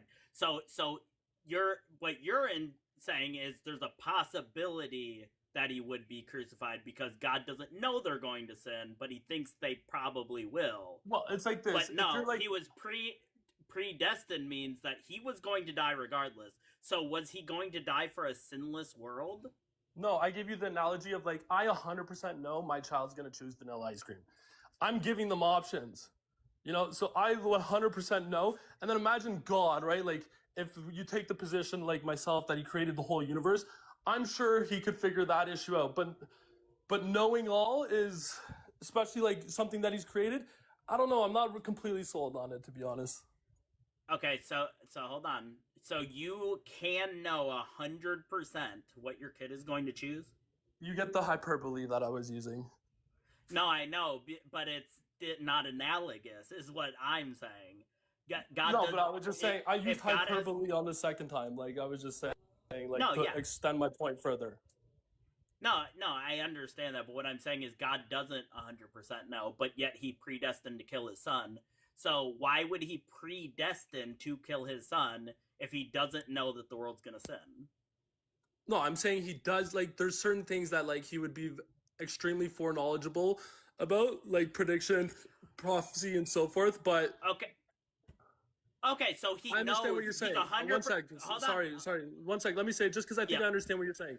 Let's say, hypothetically, he's 99.99% sure, and there's that 0.001% possibility that he's wrong, but Jesus Christ being predestined before the foundation of the world, how can I hold the position that I have? And you know what? I'm stumped at the moment. I'm gonna say that. I'm stumped at the moment. So. Nice job. Yeah, Joyful. I just. But it's still. Well, Jay, I don't think I'm wrong, but I'm just saying I'm stumped at the moment. Like, it doesn't mean that. I get you. I ain't taking what you're saying as a concession, but what I am saying is, and I'm not even in that, well, you did God, a little bit by I'm sorry, I'll explain after. I'm just saying, like, you can't say you didn't rub it in. Like, I'm not offended or anything. I'm happy that he was able to bring you to understand what he was saying. That's what I'm. Yeah, no, don't worry, dude. I've talked shit to people my whole life. Yeah. Like, I'm not offended easily. Like, don't worry about it. Me too. But, I'm just also not gonna like say that. Oh, I wasn't laughing at you. but Jay, what I was trying to say is. So if he was even 99% sure everybody's going to fall, he still desired to create something that he thought was going to be less than perfect. So no matter what, he desired to create something that he at least believed was less than perfect. Well, we also see at the time in the Bible, which I'm just starting to think of right now, is that Satan was kicked out of the heavens before the beginning of the earth. So Christ could have been predestined, right, to the save the world, with sin already entered into the world. Sin was there long before humans, right? Sin was there. The first act of sin was Satan betraying, denying God. So we could see he could see at that moment, which would be my argument after I said I'm stumped at the moment, but like, you know, when I start thinking of it more and more, there is that possibility too. Did he know that Satan was going to betray him? Like I said, maybe. I don't know, man. Okay. Fair. Well, Jay, I'm going to let you get the last say here. Just a minute here to say whatever you have to say in closing, and then we are going to move on. But I do appreciate you. Good. You were a very good guest. That was a very good conversation. I feel like it went well. Yeah, I was going to say the same thing. You guys have both been respectful, even though I made that little joke to you, Godwin. I didn't mean it in any No, you know, I want you to understand that, you know, that was for God, for Joyful having brought you to understand what he was saying, and you for understanding what he was saying. Like you said, wow, okay, I see what you mean. I mean, through all that, he guided, he laid the tracks, and I thought that was interesting and impressive. So, and I appreciate you being honest and saying, wow, okay, I need to think about this some more. Well, I appreciate you guys. Thanks for having me on, and I'll send you a follow. And I'll Cool, man. probably Yeah, it was come a back good another time. conversation, Jake. Take care, man. Yep. Later. Jay was a good guest, guys. I was really appreciative of our conversations tonight. For the most part, have been decent. And Jay, come back another time. We have different hosts that are going to be up here. It ain't always me. So definitely come back, talk to some of our other hosts. We'll have different perspective, different things that we can throw at you, or you can maybe convince us of. I do hold very much to, I don't see how you get around him desiring less than perfection. I know what my apologetic would be, but I'm not going to tell you. I'll keep that to myself. Yeah. But anyway, guys, keep tapping them likes. We're at 63,000 likes, guys. Thank you so much.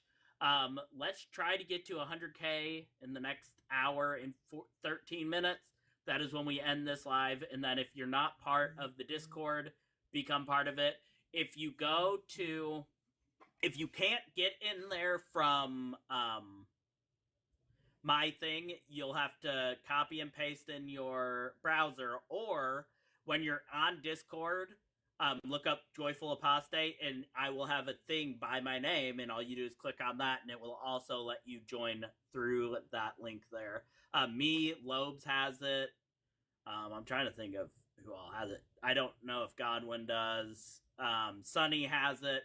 Several of us have this little icon that says TSP by our name. You just click on it. It will show you our server, and you just go through that, and you can get I have it. Yep, I got it working finally. Nice. Guys, but make sure that you're tuned into the community.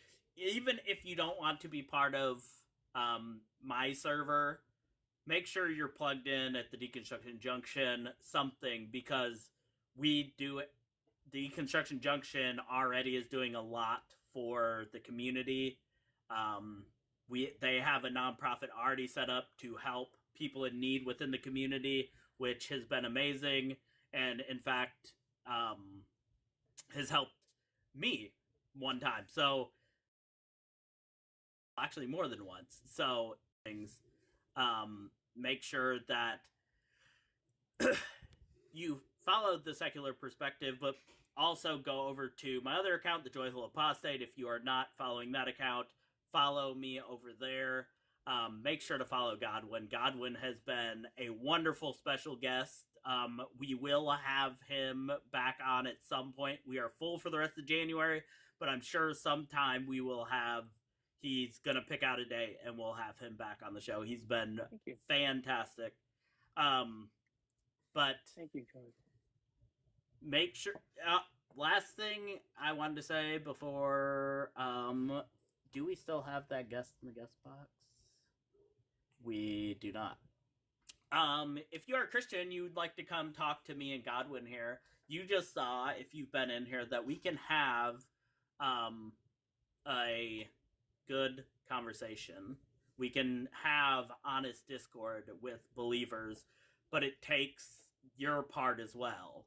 We need honesty. We need actual following and not trying to railroad the conversation. All of those things go into having a conversation. I am his pastor. I am his pastor. We'll probably be going live some in January, considering that I'm not live very much the next month on TSP. I think in the whole month I'm live 6 times. So that's good. Yeah, you got it really packed. If you look at the calendar, it looks great. No, it is, and I was worried about filling it, but we got it to where we could even fill up Tuesdays, which is going to be huge for the channel because it's going to put us out there more, 3 nights a week, and I can't do Tuesday nights. I can do Monday nights, so I'll be here on the Thursdays in the spring and summertime. I'm not available on Thursdays. It's tough for me, but I can do the Monday, Tuesday. Right on. We will definitely get you in on doing some lives for sure. Thank you. I think I really would like that. Yes, you got to fill it like Psalms 81:10. If you aren't open your mouth wide to the Lord to let Him fill it, you're doing something wrong. Guys, we have a lot of great hosts. If you're just now getting here, I am Joyful Apostate. I'm an official host of the Secular Perspective. We have 8 of us that are. This is a special guest, and he will be coming back at some point. But we have 8 official hosts that are here monthly, at least one time a month. Most of us multiple times a month. And we're live Mondays, Tuesdays, and Thursdays, 5 p.m. Central Time. Tuesdays are going to probably move to 8 p.m. Central Time at some point when Lobes can do it. But it is a good time, and go to our Discord and you can see, link is broken. Yeah, you have to go to the Discord, you have to copy and paste it. I've updated it several times. I don't know what's going on. You have to copy the link and paste it in your browser, and then it will take you there. I am sorry about that. I don't know how to get it fixed because I've changed it several times right before lives, and it does the same thing. But 4chan, if you want to, we do ask that you have at least some experience in debating, and some biblical knowledge, philosophical knowledge, or really educated in science.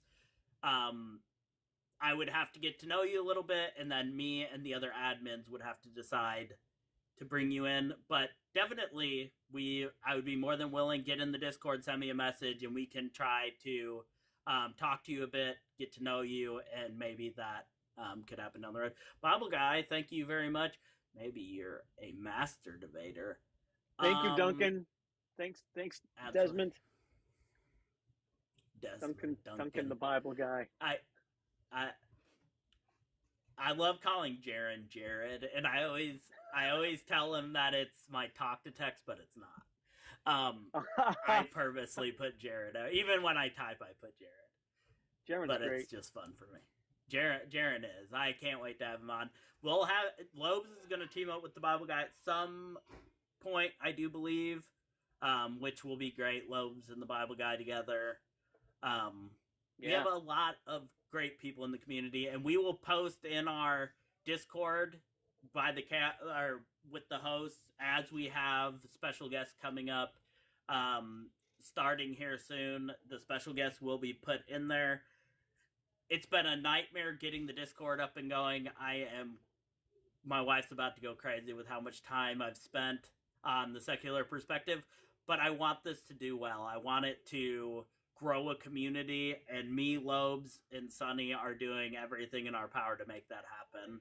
We want it to grow a community, and we want it to grow up other hosts, other people that want to do lives. We want to bring them along with us and just have a great time. So make sure that you plug into it.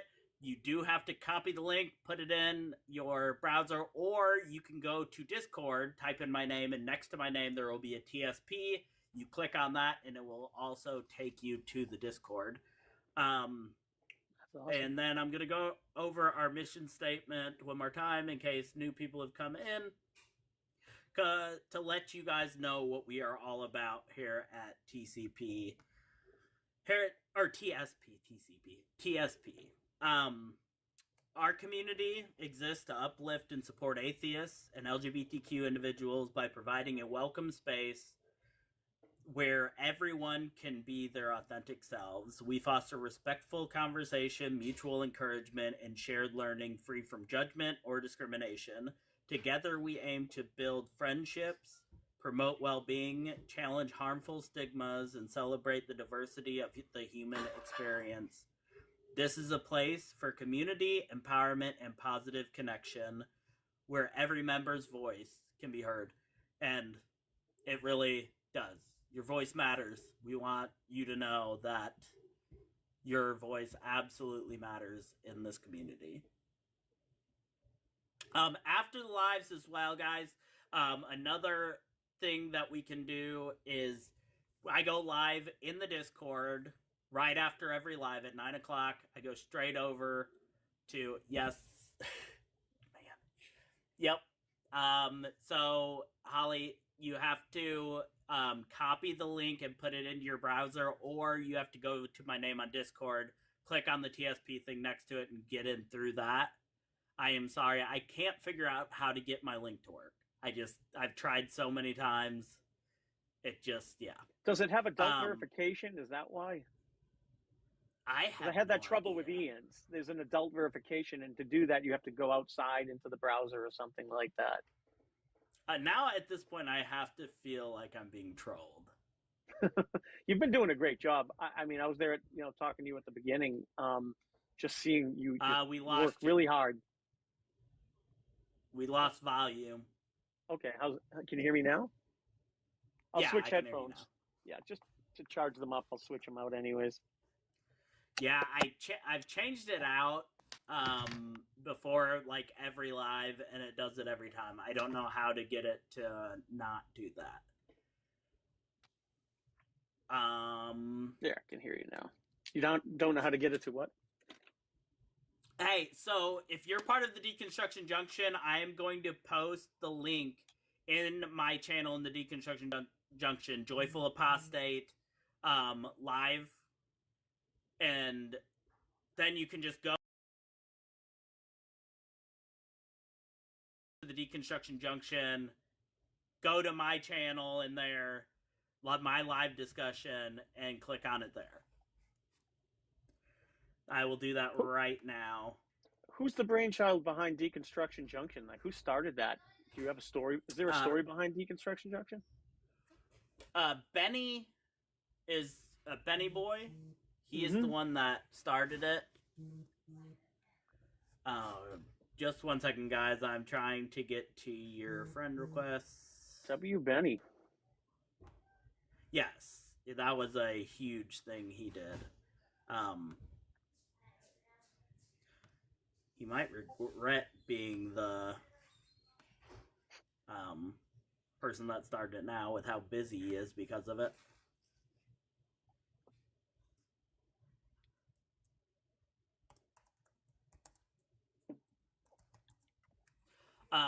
But yeah, or you can again friend me on Discord, and you can get in that way. Whatever way works. Guys, we have an hour left in the live. We're already at 66,000 likes. Thank you so very much.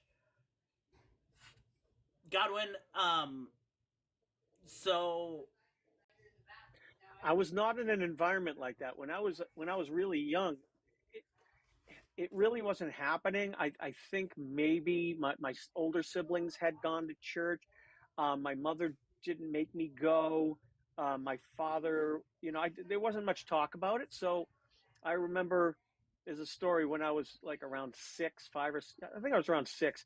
My friend told me about God, and I was confused because I was like, this is the single most important thing in the universe, and my parents didn't tell me about it. So I stormed up to my mother after that and asked her about it. And she might have been going through deconstruction herself for all I know. And that could have been one of those weird signs you get, oh, it's a sign. He came up to me and asked me. Well, I came up to her and asked her because somebody told me, it didn't come out of nowhere. But she started sending me to Sunday school after that, like after school, going once a week, Catholic, CCD Sunday school. And, that was about it. I mean, she started going to church again and taking me with her.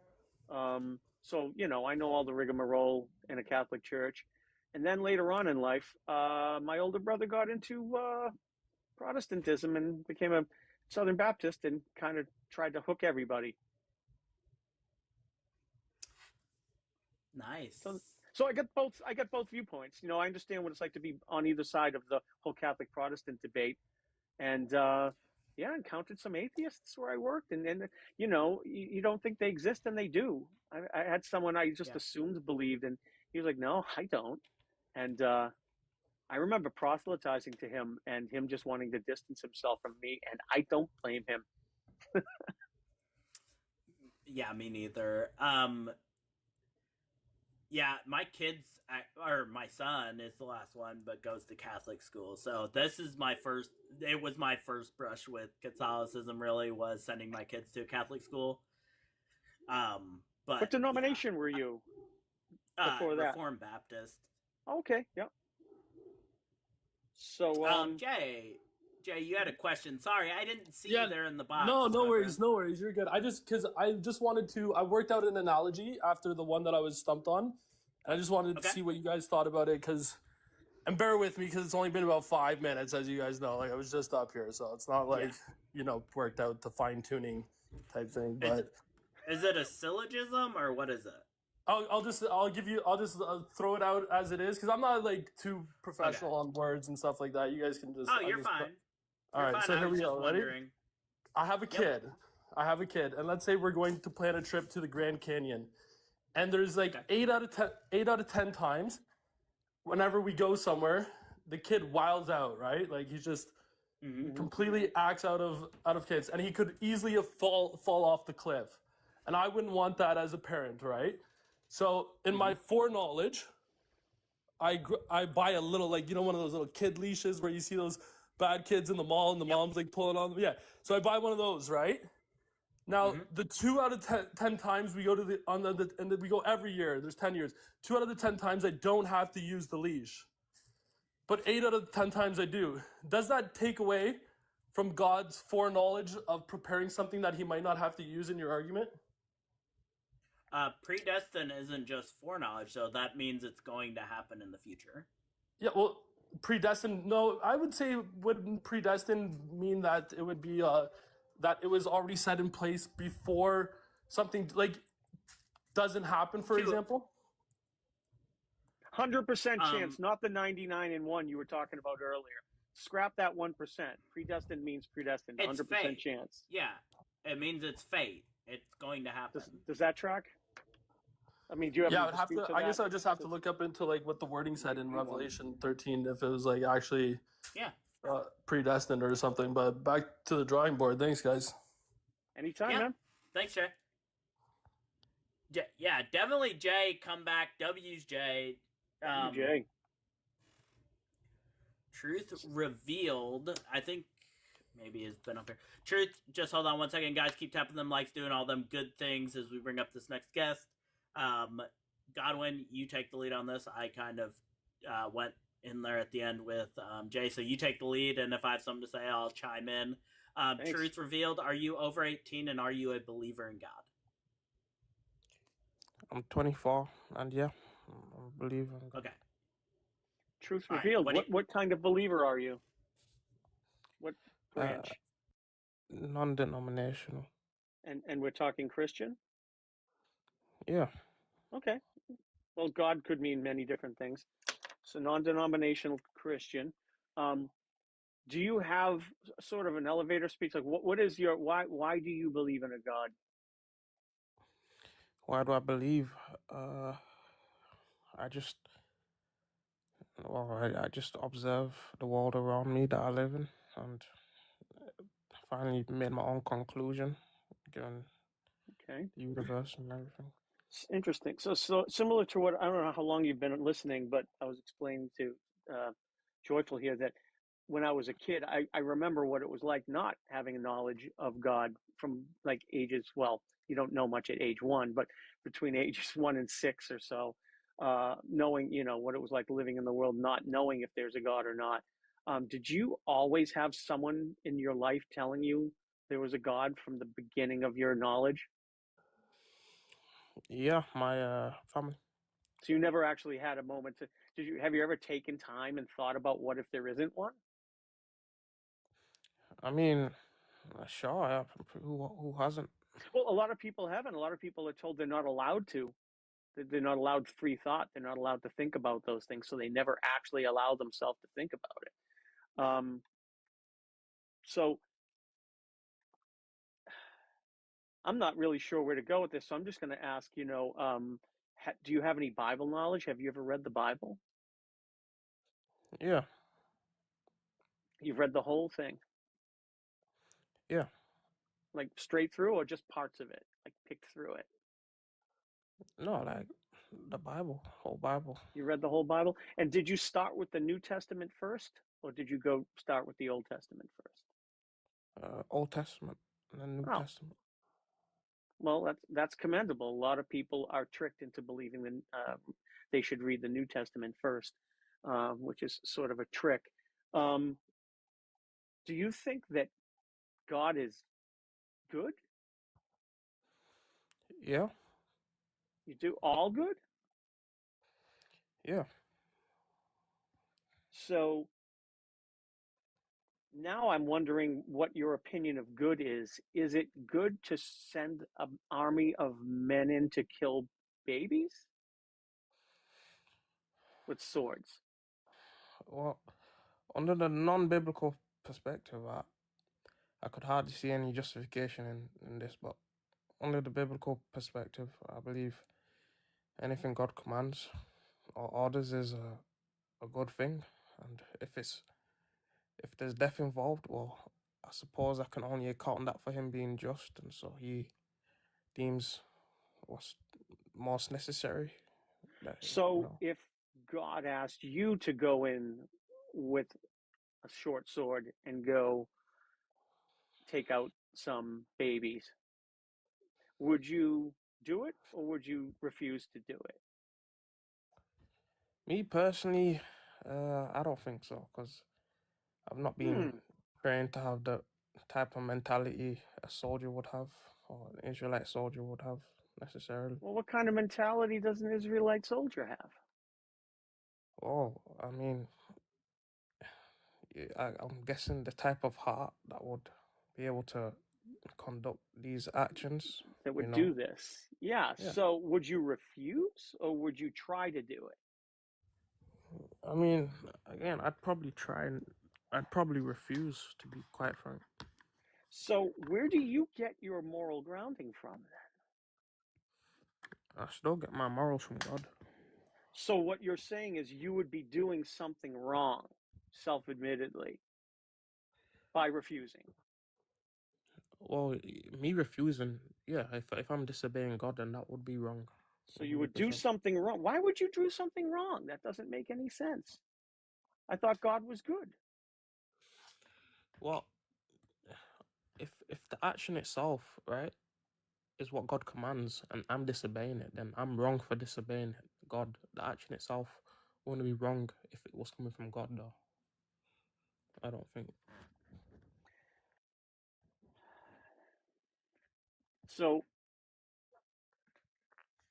you said, where do I get my moral grounding? I get my moral grounding from growing up in the world, learning things as a child, learning things from other children at school, learning things from my family, learning things from television and books, from just experiencing the world. And all those things combined with today's modern law and modern morality lead me to believe that it's a bad idea to go in with a sword and unalive babies. And I suspect you think that way too. But I think that's right. I don't care what your God says. I think it's right to not do that. And I could judge that your God is not good if he's telling you to do that. Well, I mean, you're totally fine to believe this. I believe morality changes over time in society. I don't think I agree. We've ever had like a time. Well, there's never been a consistent society, like morality society in a way. We changed. In the 50s, how women were viewed compared to today. We look at way different. Yeah, much different. So So if there was a God, wouldn't he write it into his book that, hey, here's the best way to do things? I mean, it's. I suppose that's easy for us to say because we have a view on how we, you know, We're soft. view. I mean, No, that's I one. know. I'm just trying to get to the point, but I get it. Yeah, we have a different viewpoint. However, like, isn't God all powerful? Like, if he needed a bunch of babies to unalive, couldn't he just make them fall asleep and that would be it? Why does he need to punish his own people by making them go through the trauma of knowing what it's like to have to do such a horrible thing? Yeah, it's mainly because or evidently he's just, and Is he? we see, well, I mean, we see consistency in the Bible. If one can be sent to hell for unbelief, right? I Mm-hmm. wouldn't say it's far fetched for him to send his soldiers to unalive Yeah, it babies. goes with the territory. Yeah, it all tracks. Now, what would your definition of a demon be?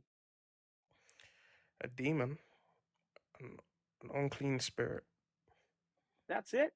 And do you want to go into more? Because I could think of a poltergeist as just a ghost that's an unclean spirit.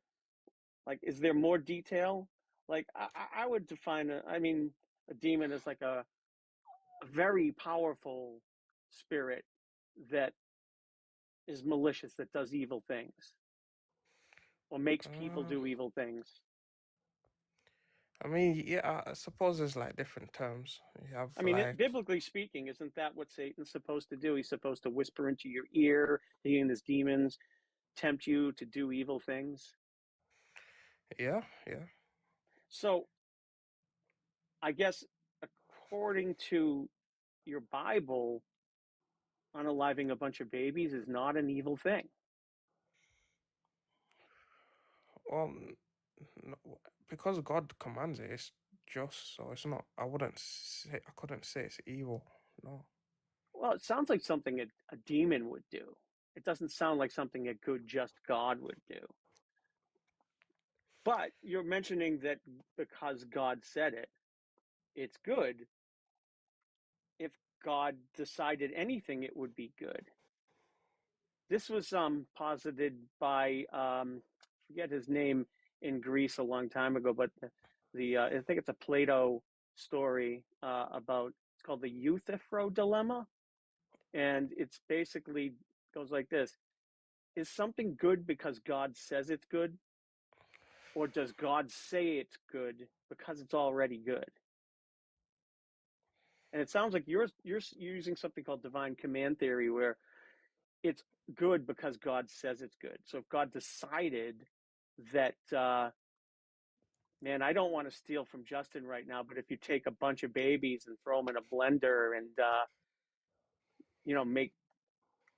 make some sort of fluid out of it and use that to run your car, would that be just? Would that be good? If God told you to do it? I don't think so. No. Yeah. So it doesn't sound like, I mean, it sounds to me a lot like just going in there with the swords and unaliving them. The Well, Amalekites, the Canaanites, yeah. Jebusites. Am I But this is missing the any thing. ites? When it comes to God's army, right? Understanding for me that this is God's army, I would expect there to be, like, I wouldn't expect this army to necessarily be, how can I say, uh, pillow fighters. That's the best way to put it. Oh, I see what you're saying. Well, you wouldn't worry about that, but it's a terrible thing to send them to do the other thing too, though. And let me ask you, what does God need with an army? Well, I mean, I suppose he uses people to Does he bring need his. that though? Can't he do it without I mean, forcing people to do things? I suppose so. I mean, he's God, but I think he has a Yeah. methodology that he preferably chooses to. Or maybe people of that time period knew they were going to need to tell people to do terrible things, and they wanted to prep and prime them to the point where they would just do it without question, as long as they said it was God commanding it. That's no perspective, 100%. I It's don't, possible. Would you agree it's possible? yeah, I believe that's possible. Yeah. So I can't put it this way. When I first read the Bible, I said to myself, "That's not the God I was told he was." I found it shocking. Now, maybe you read it at a younger age than me, and you knew it in and out from your whole life. But I read it as an adult and was just confused. I think a lot of people have a misrepresentation of like how they feel God should be, especially in the Bible.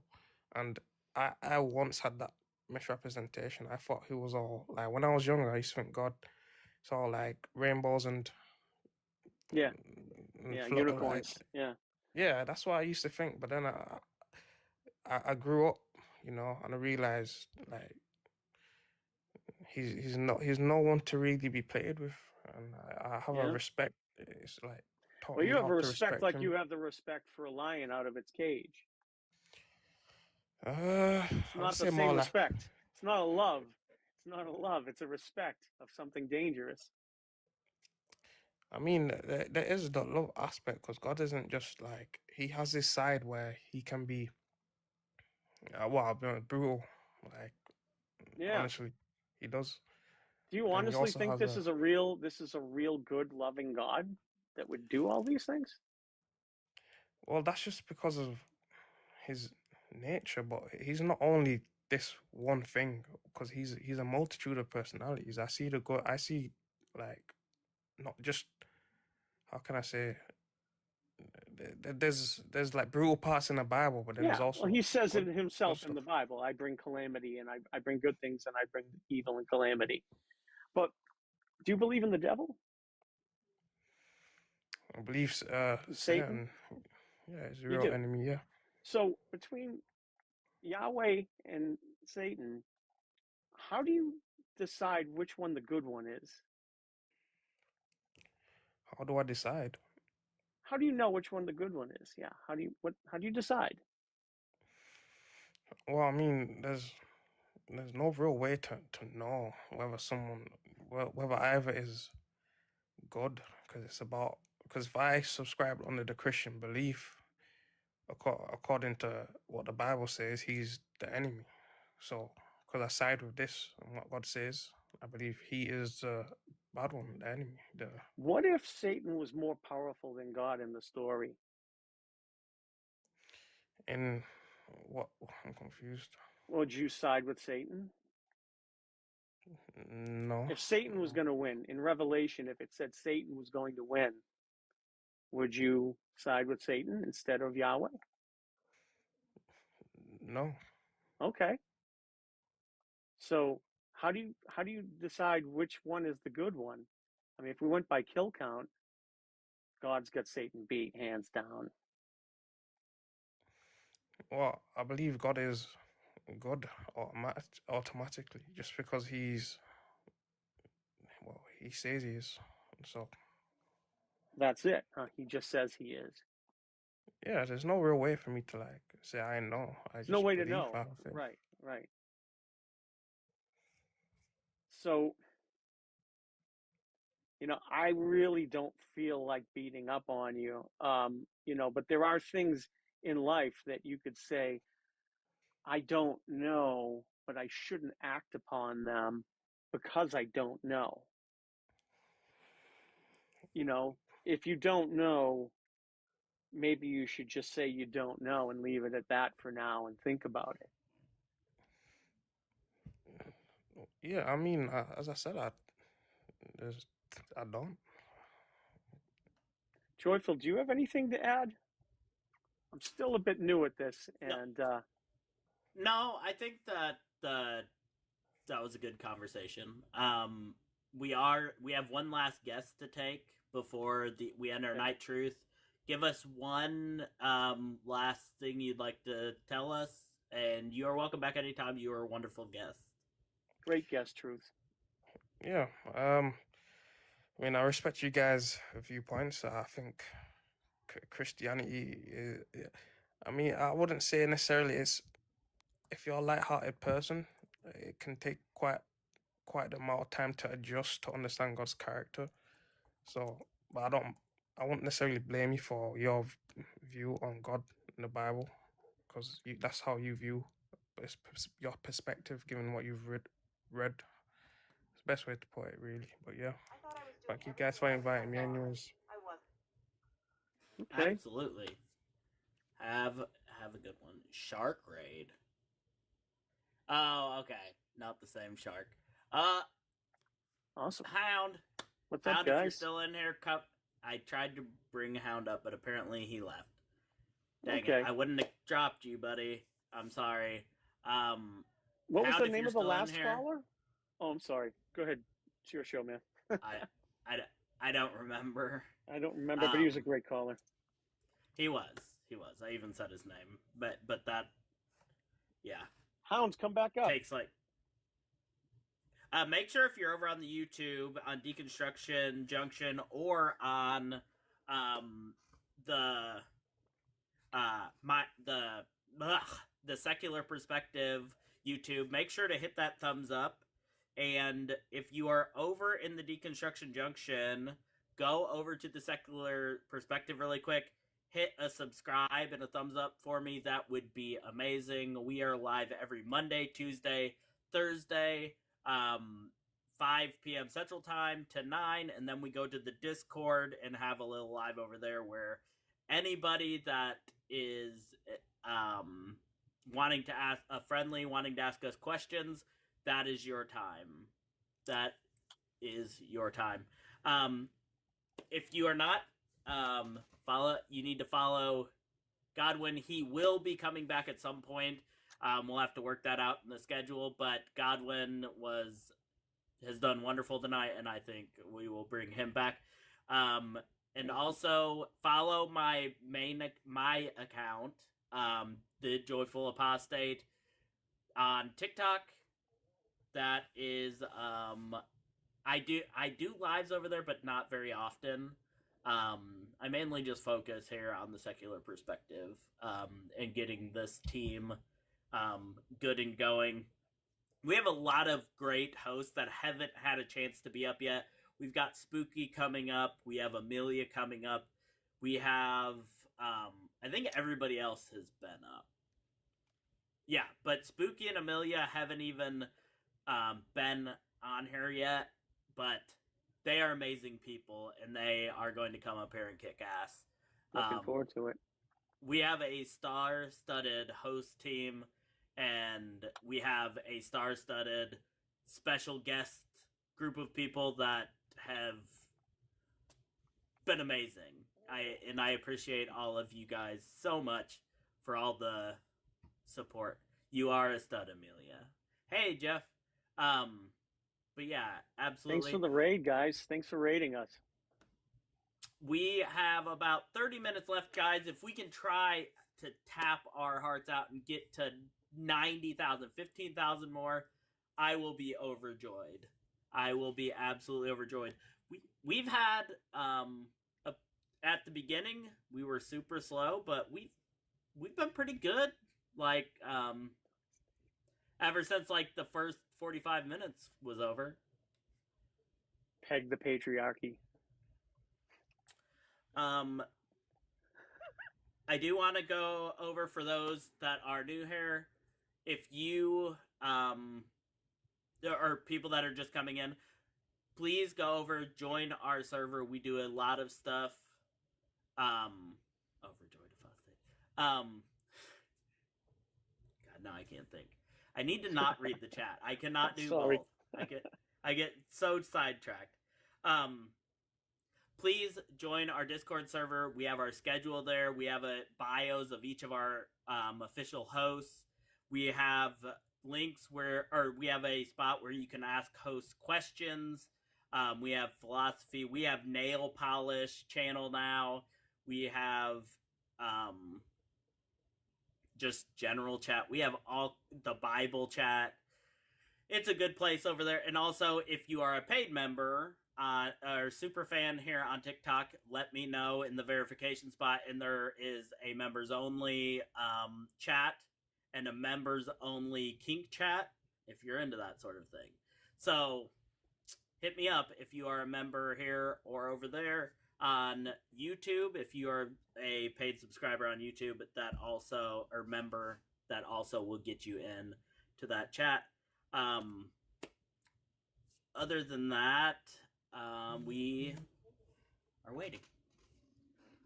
Jen just, let's see. That last caller was so nice. I didn't want to end with, that's great, but I think you're a demon worshiper. But he was just too nice. I think I dropped the seed. Yeah. But I'm following your lead. I saw the little tracks you laid out. We'll talk about it after the show and chat. We don't want to give the apologists any idea of our strategies, but I watched what you were doing. I'm like, I need to learn how to do that. Yeah, I've been doing, like, I deconstructed and was on Justin's show, like, when Justin had, like, these numbers, 30, 40 people. We were happy with a 60-person night. I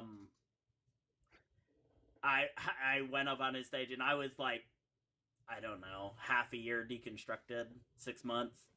And so, like, I jumped right into doing this. Yeah.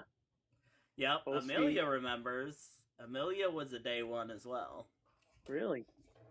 So this will be Yeah, the first she time was- you're having her on your show. Yeah. Yeah. Okay. And you guys known each other for a long time. That's cool. Justin was a wee babe. Justin was a wee babe. Here at TSP, we do have a mission statement that I want to make everybody aware of. Those of you that have been in here, you're probably sick of hearing me say it, but we want everybody, hold on. God, I need to quit reading. I appreciate that, Amelia. What was I? Oh, we have a mission statement here at TSP, and I want to share it. I know those of you who have been here have already heard it. Why all the cussing, Laith? Why all the cussing? Have heard it a million times, but for people that are just now tuning in, I want to read our mission statement, and we will go over this a few times every live, just so the people that are flowing through know what we are all about here. Our community exists to uplift and support atheists and LGBTQ plus individuals by providing a welcoming space where everyone can be their authentic selves. We foster respectful conversations, mutual encouragement, and shared learning, free from judgment and discrimination. Together, we aim to build friendships, promote well-being, challenge harmful stigmas, and celebrate the diversity of the human experience. This is a place for community, empowerment, and positive connection, where every member's voice matters. That is what we are about here at TSP. Right.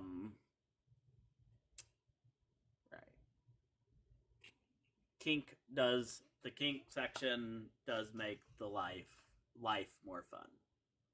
I think it's a decent incentive. But yeah, guys, we are having a great live. We have flowed very well this time. Over on YouTube, on our YouTube alone, we've had an amazing night with viewership overall, which we've been struggling over there a lot. So, yeah, it's a decent incentive to be able to subscribe to the channel, become a super fan, because if you're in the Discord, you get to join the Kink Talk in the Kink channel, but you've got to be a paid member to join. We do not currently have a guest. If you are a Christian and you would like to come up and talk to me and Godwin here, I am Joyful Apostate, a host of the secular perspective. And this is a special guest here with me tonight, Godwin, who will guest at certain times. Hey, Dalton, how are you? And yeah, so make sure you're following us. We have a lot of good people coming up. We have on the schedule, let me pull up the schedule really quick one more time. We'll go over a little bit of that.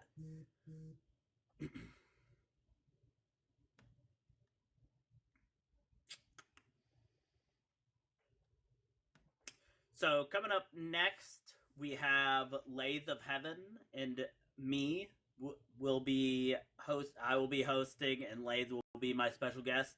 And then we're back to our official hosts for a while. We've got me and Tiny Smoz, Amelia and I, Lobes and Elizabeth, Redhead, for those of you that don't know.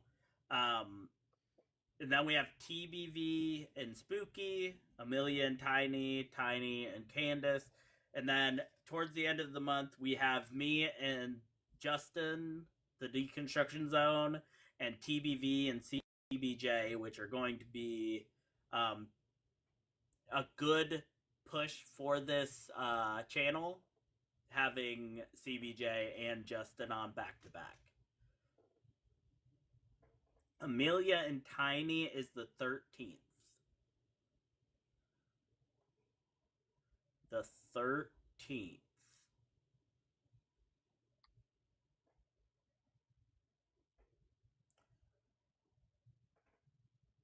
Yeah, Any I'm having a changes that blast. need to be made? Just let me know.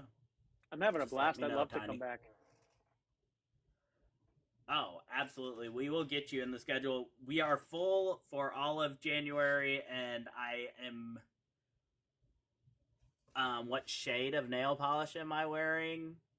Gosh, dude, I'm sorry. I'm ADHD. I see something that catches my eye. Just really quick, I am wearing Holding Glow, and it's called Lustrous Lilac. Lustrous Lilac.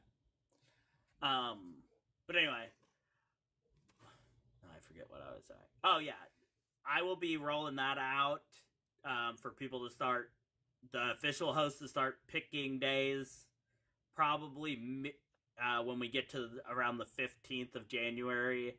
And then what days we have over, I will ask some of the people that are have guested or are wanting to guest that have been approved to fill in whatever days the official hosts do not take. So we will definitely look to get you in there, Godwin. Awesome.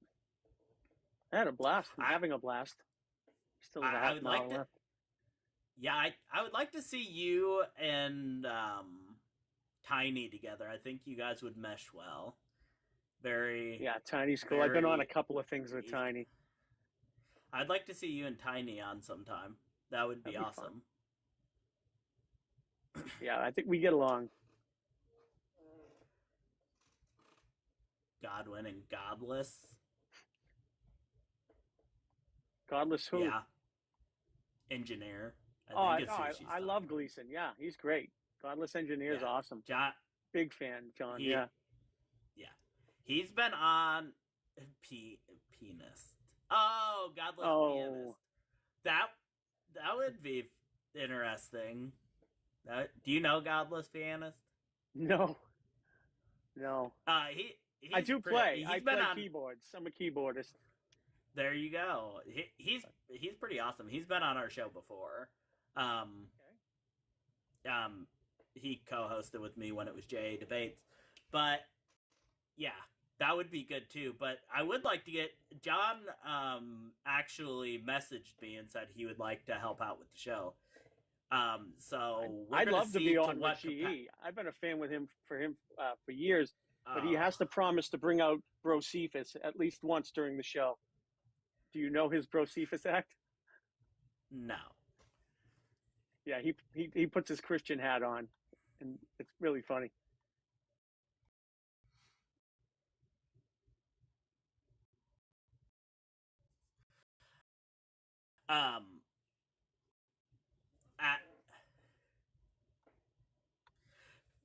him and Justin did a J debates together, where Justin hosted it, and because me and Godless Engineer were supposed to be doing it, but we had something come up. I forget what it was.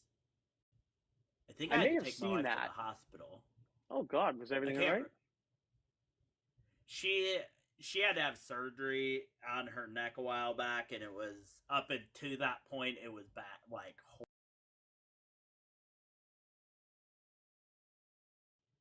surgery, because she got 3 discs fused in her neck. Better now? It's tough having them fused, but yeah. The only problem she has is 3 of her fingers are numb. But it was like that before, and it just never came back. But there's no more pain in her neck or anything. That's good. That's important. Yeah, the only time she's had pain in her neck since is we played frisbee golf before it got cold, and one time when she was throwing the disc, or disc golf, when she was throwing the disc, she kind of pulled her neck a little bit, but that was it. Oh, after the surgery, that was as close to having a problem with it. Yeah. Yeah, that's good. That Yeah, it went really well. I mean, it was just a good experience. Good doctor. Modern science. I hope you said a prayer too, just in case. Yep. Yeah, I prayed to Vishnu. He took care of all my problems for me. He's the man. Guys, I appreciate you all being here, all the taps, all the love over on YouTube. We do have another super chat from Science. Give me 1 second to pull that up here.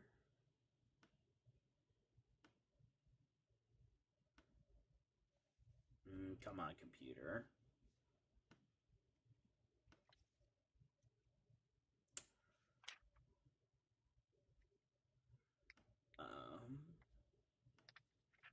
I thought the little thing I made for today turned out really well. Oh, that was fun. That was cool. Yeah. Yeah. I thought it turned out really well.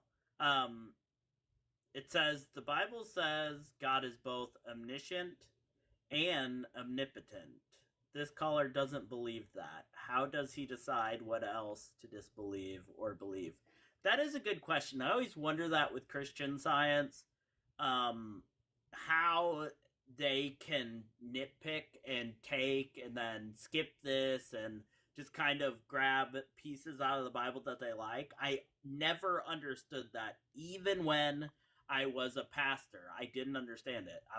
I've said a million times, I was a Bible realist. If the Bible said it, it was true, and you did it. You did not try to gain money. You did not try to have a nice car. You had a car that would get you to and fro, and that was it. Like, we drove junkers, we did all of those things for God. And you know what? Fuck that.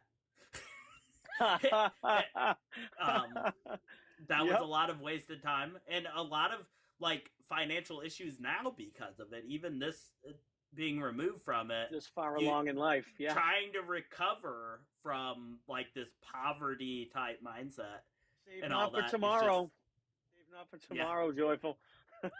Don't put away what the moths can destroy, but rather put your treasures in heaven. Live like the robin. What is it? I forget which bird it was in the Bible, but live like the robin, The food's just there on the ground whenever you need it. Yep. That's not really true. They knew nothing about science and animals. Birds work pretty hard to get the food they get. Yeah, and not all of them do get the food. And they save for tomorrow, and squirrels save for tomorrow. And so I had this Bible on my shelf here. I grabbed the Bible thinking I might need a paper Bible. I'm not sure. I have, Bible Gateway at the ready on my computer here. But I saw this. I was the only one I could grab. And I flip it open. And guess what? It's a 1611 King James. Oh, nice. Nice. The only real Bible. Yep. The only true Bible.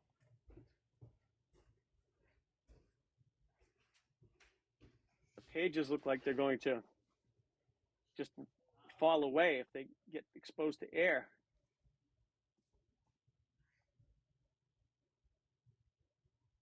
Thank you all for coming tonight, and please do all the good things, the likes, the shares.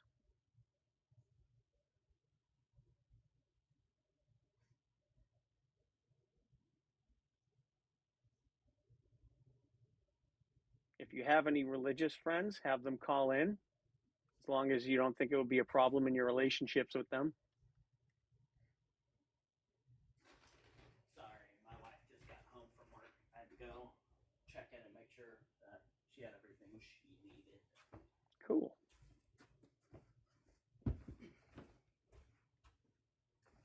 But here I am. Yeah, she tried works. to shill. Why? That's I why tried to we show do while live. you were gone. Click and There you click go. like and all that happy stuff. So were you saying your wife? She works evenings on Mondays. That's why I do lives on Mondays, even though Mondays suck.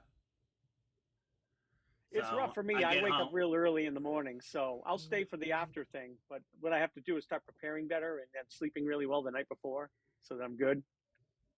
Yeah. How early do you get up? I get up at 5:30. No, not me. Well, do you make your own hours? Because I understand you do masonry. I do and I don't. If I'm working, I do and I.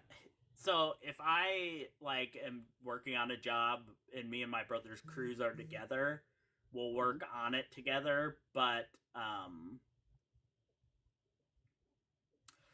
on what time to start. But other than that, I just start whenever, going to work whenever I want. That's to, good. yes. That's good. You have all that. Well, I wouldn't call it spare time, but you can. What you're doing with the sites. I mean, I saw you piecing it together, and I don't know this stuff. I mean, I know technical things, but just fumbling through all this new stuff. Yeah. I'll learn it. Well, there's Google. That's Google. It's Google's for. Yeah, and I've had tremendous help from Lilith. Lilith has been phenomenal and getting the Discord and stuff. If I ever have a question, I try not to bother her too much, but she is basically my Google. If I'm like, hey, how do I do this? And it's a Lilith I'm answer thinking me of. back. She's great. Yeah, I know one of the Liliths. It's the one in our Discord. Is it the one who changed her name to be funny that time to Suck You Bussy or something like that? Sucka Bussy. Yeah, hilarious. Yeah. I know who you mean. Yeah, she's great. Yeah. I love Lilith. She is amazing, and she has done so much for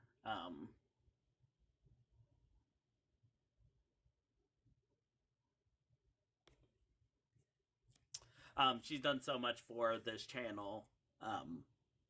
She deserves a big shout out. All the way from Finland. Wow. That's great. If you are a Christian, we have 15 minutes left in the show. We can have a quick conversation with you.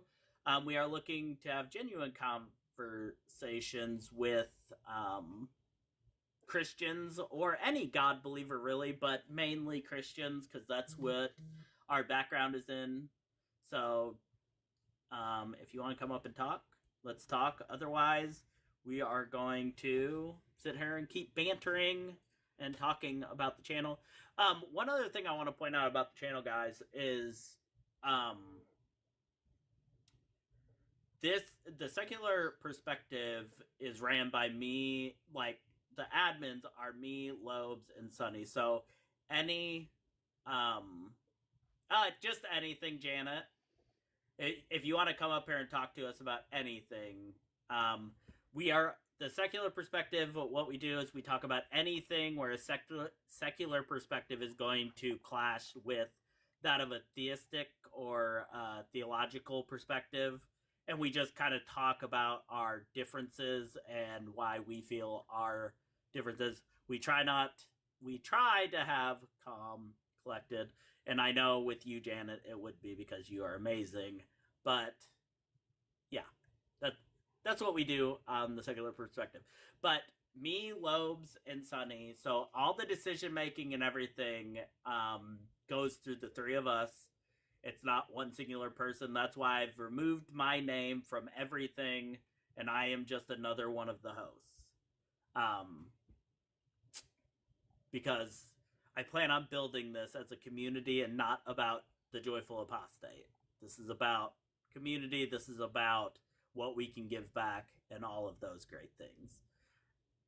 And I love doing these kind of debates, but I also love watching them. So having a team of people to where I'm not the one always doing it, that good for me. Good to me. Deuteronomy 32. Oh, never mind. Yeah. Jay is going to focus on the nail polish Discord. I already made it while Godwin was talking to the last guest. I made the channel, and yeah. Oh, somebody's already posted in it. Holly is writing in it. But anyway, yeah. There's a lot of good things over there, guys. We can talk about nail polish. We can talk, if you're a paid member, you can talk about kinks. We have a lot going on over there. A lot of goofing around. We have... yeah, Jeff, we had, I think, 5 guests, and 4 of the 5 guests were decent conversations. One of them was definitely... just a crash and burn, but RC is like that on everybody's live. Yeah, it kind of wound down here towards the end. We actually had a really decent live here until the last 40 minutes or so. Yeah, I really like nail polish as well, Holly. I do. It's one of my it's becoming one of my hobbies, is different nail paints, trying different kinds, gel and all that, different colors. I bought the what I'm wearing tonight because it kind of matches the earrings I got. So Godwin, well, we have a few minutes left here in our show, and then we're going to go over to the... well, hold on. Oh, we have a Christian.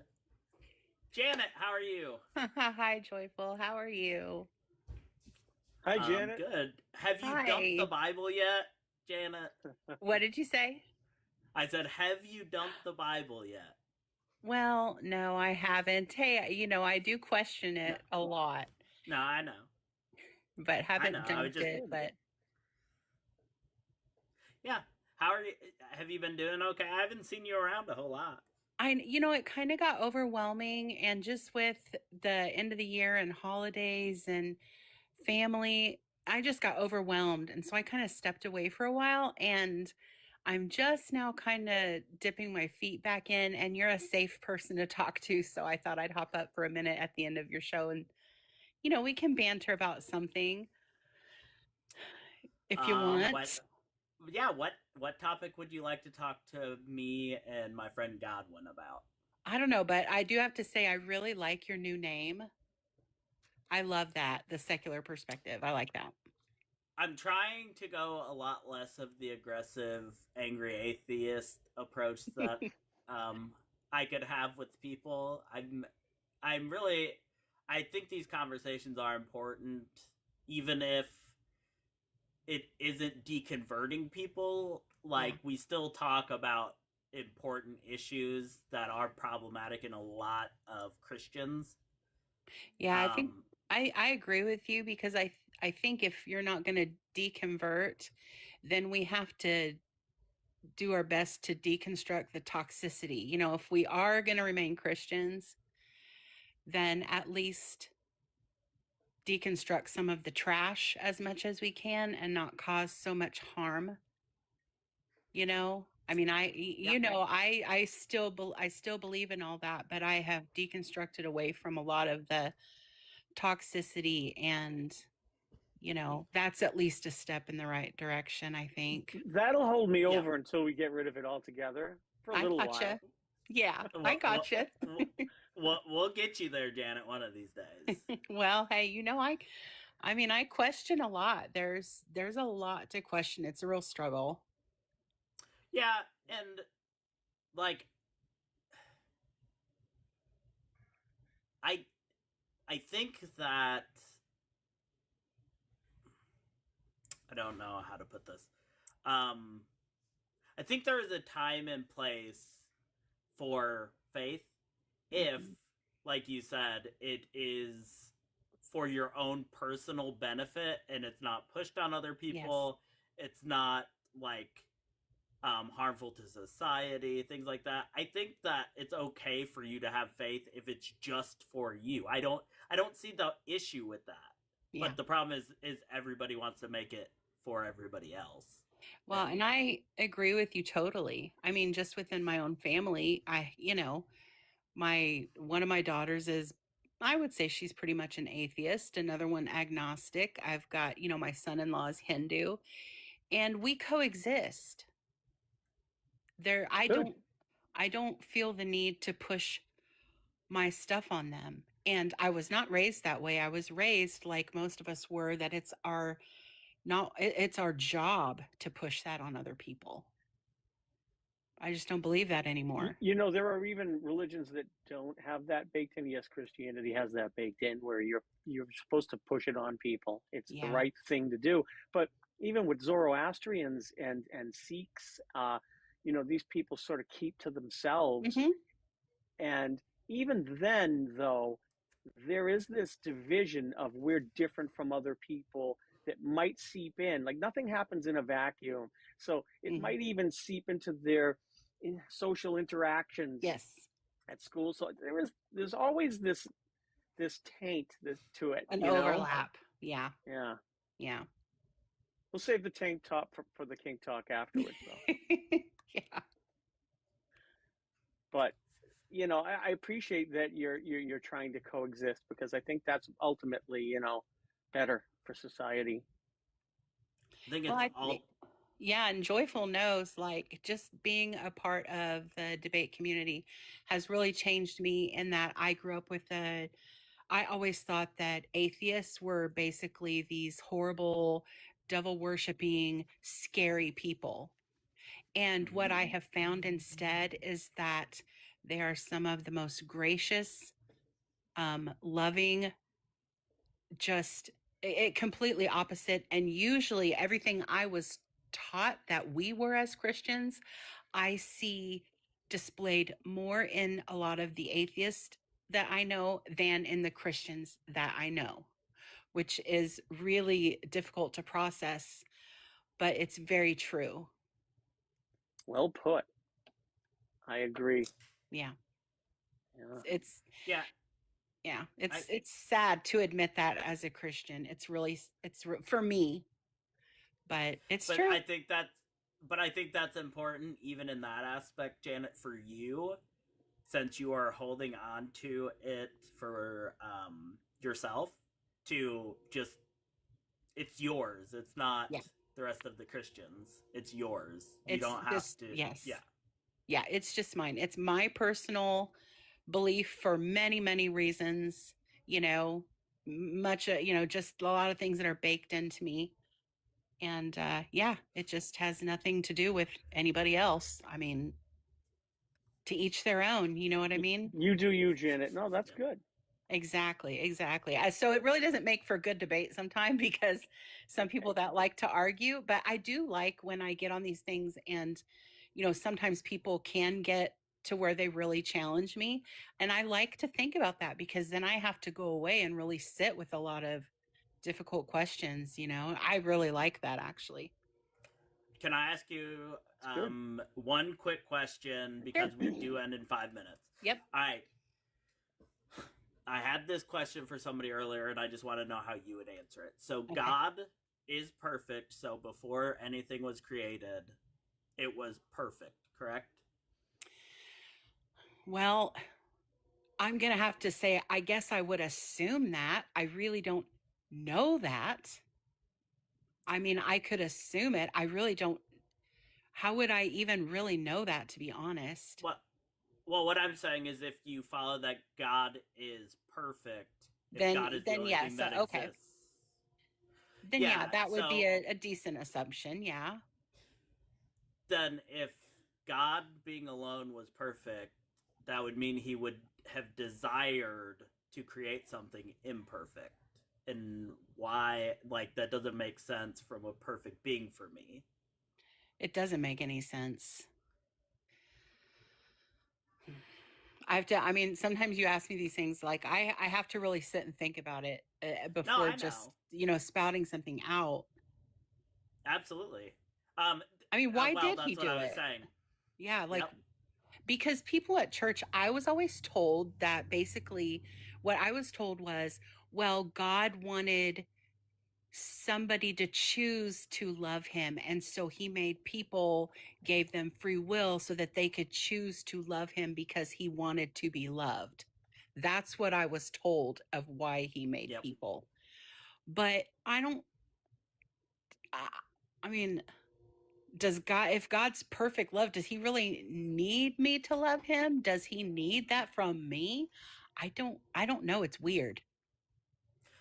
That and apparently the angels had that same free choice, or Satan couldn't, Yeah. or Lucifer couldn't have fell. Yeah, and they were worshiping him, so that really, I think people just kind of made that up. I think a lot of times Christians just make things up to fill in gaps, and then everybody just kind of takes it on and just doesn't really think about it. We just accept it and go, oh yeah, that sounds good. Absolutely.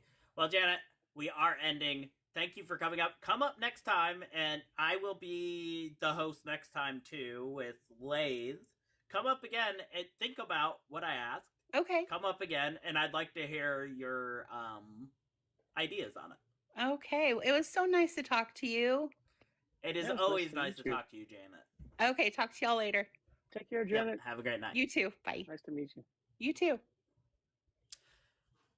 Guys, I am the Joyful Apostate. I was the host here tonight. I'm an official host of The Secular Perspective, along with 7 other wonderful human beings.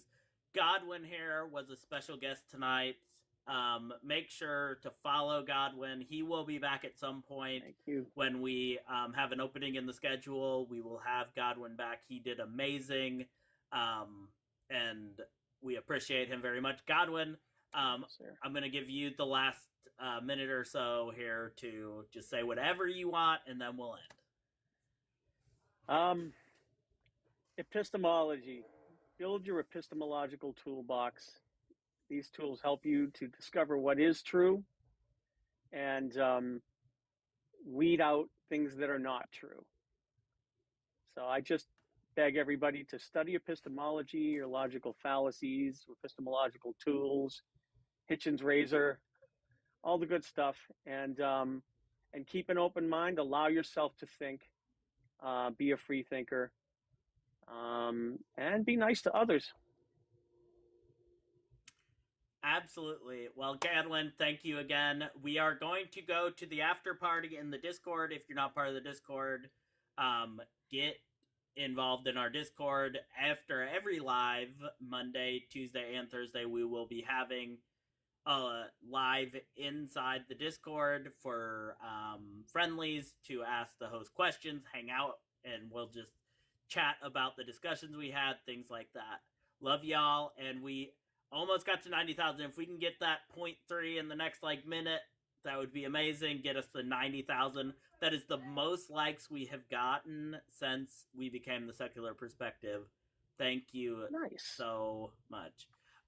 We can talk next time. We will be live again Thursday. We will be live again Thursday.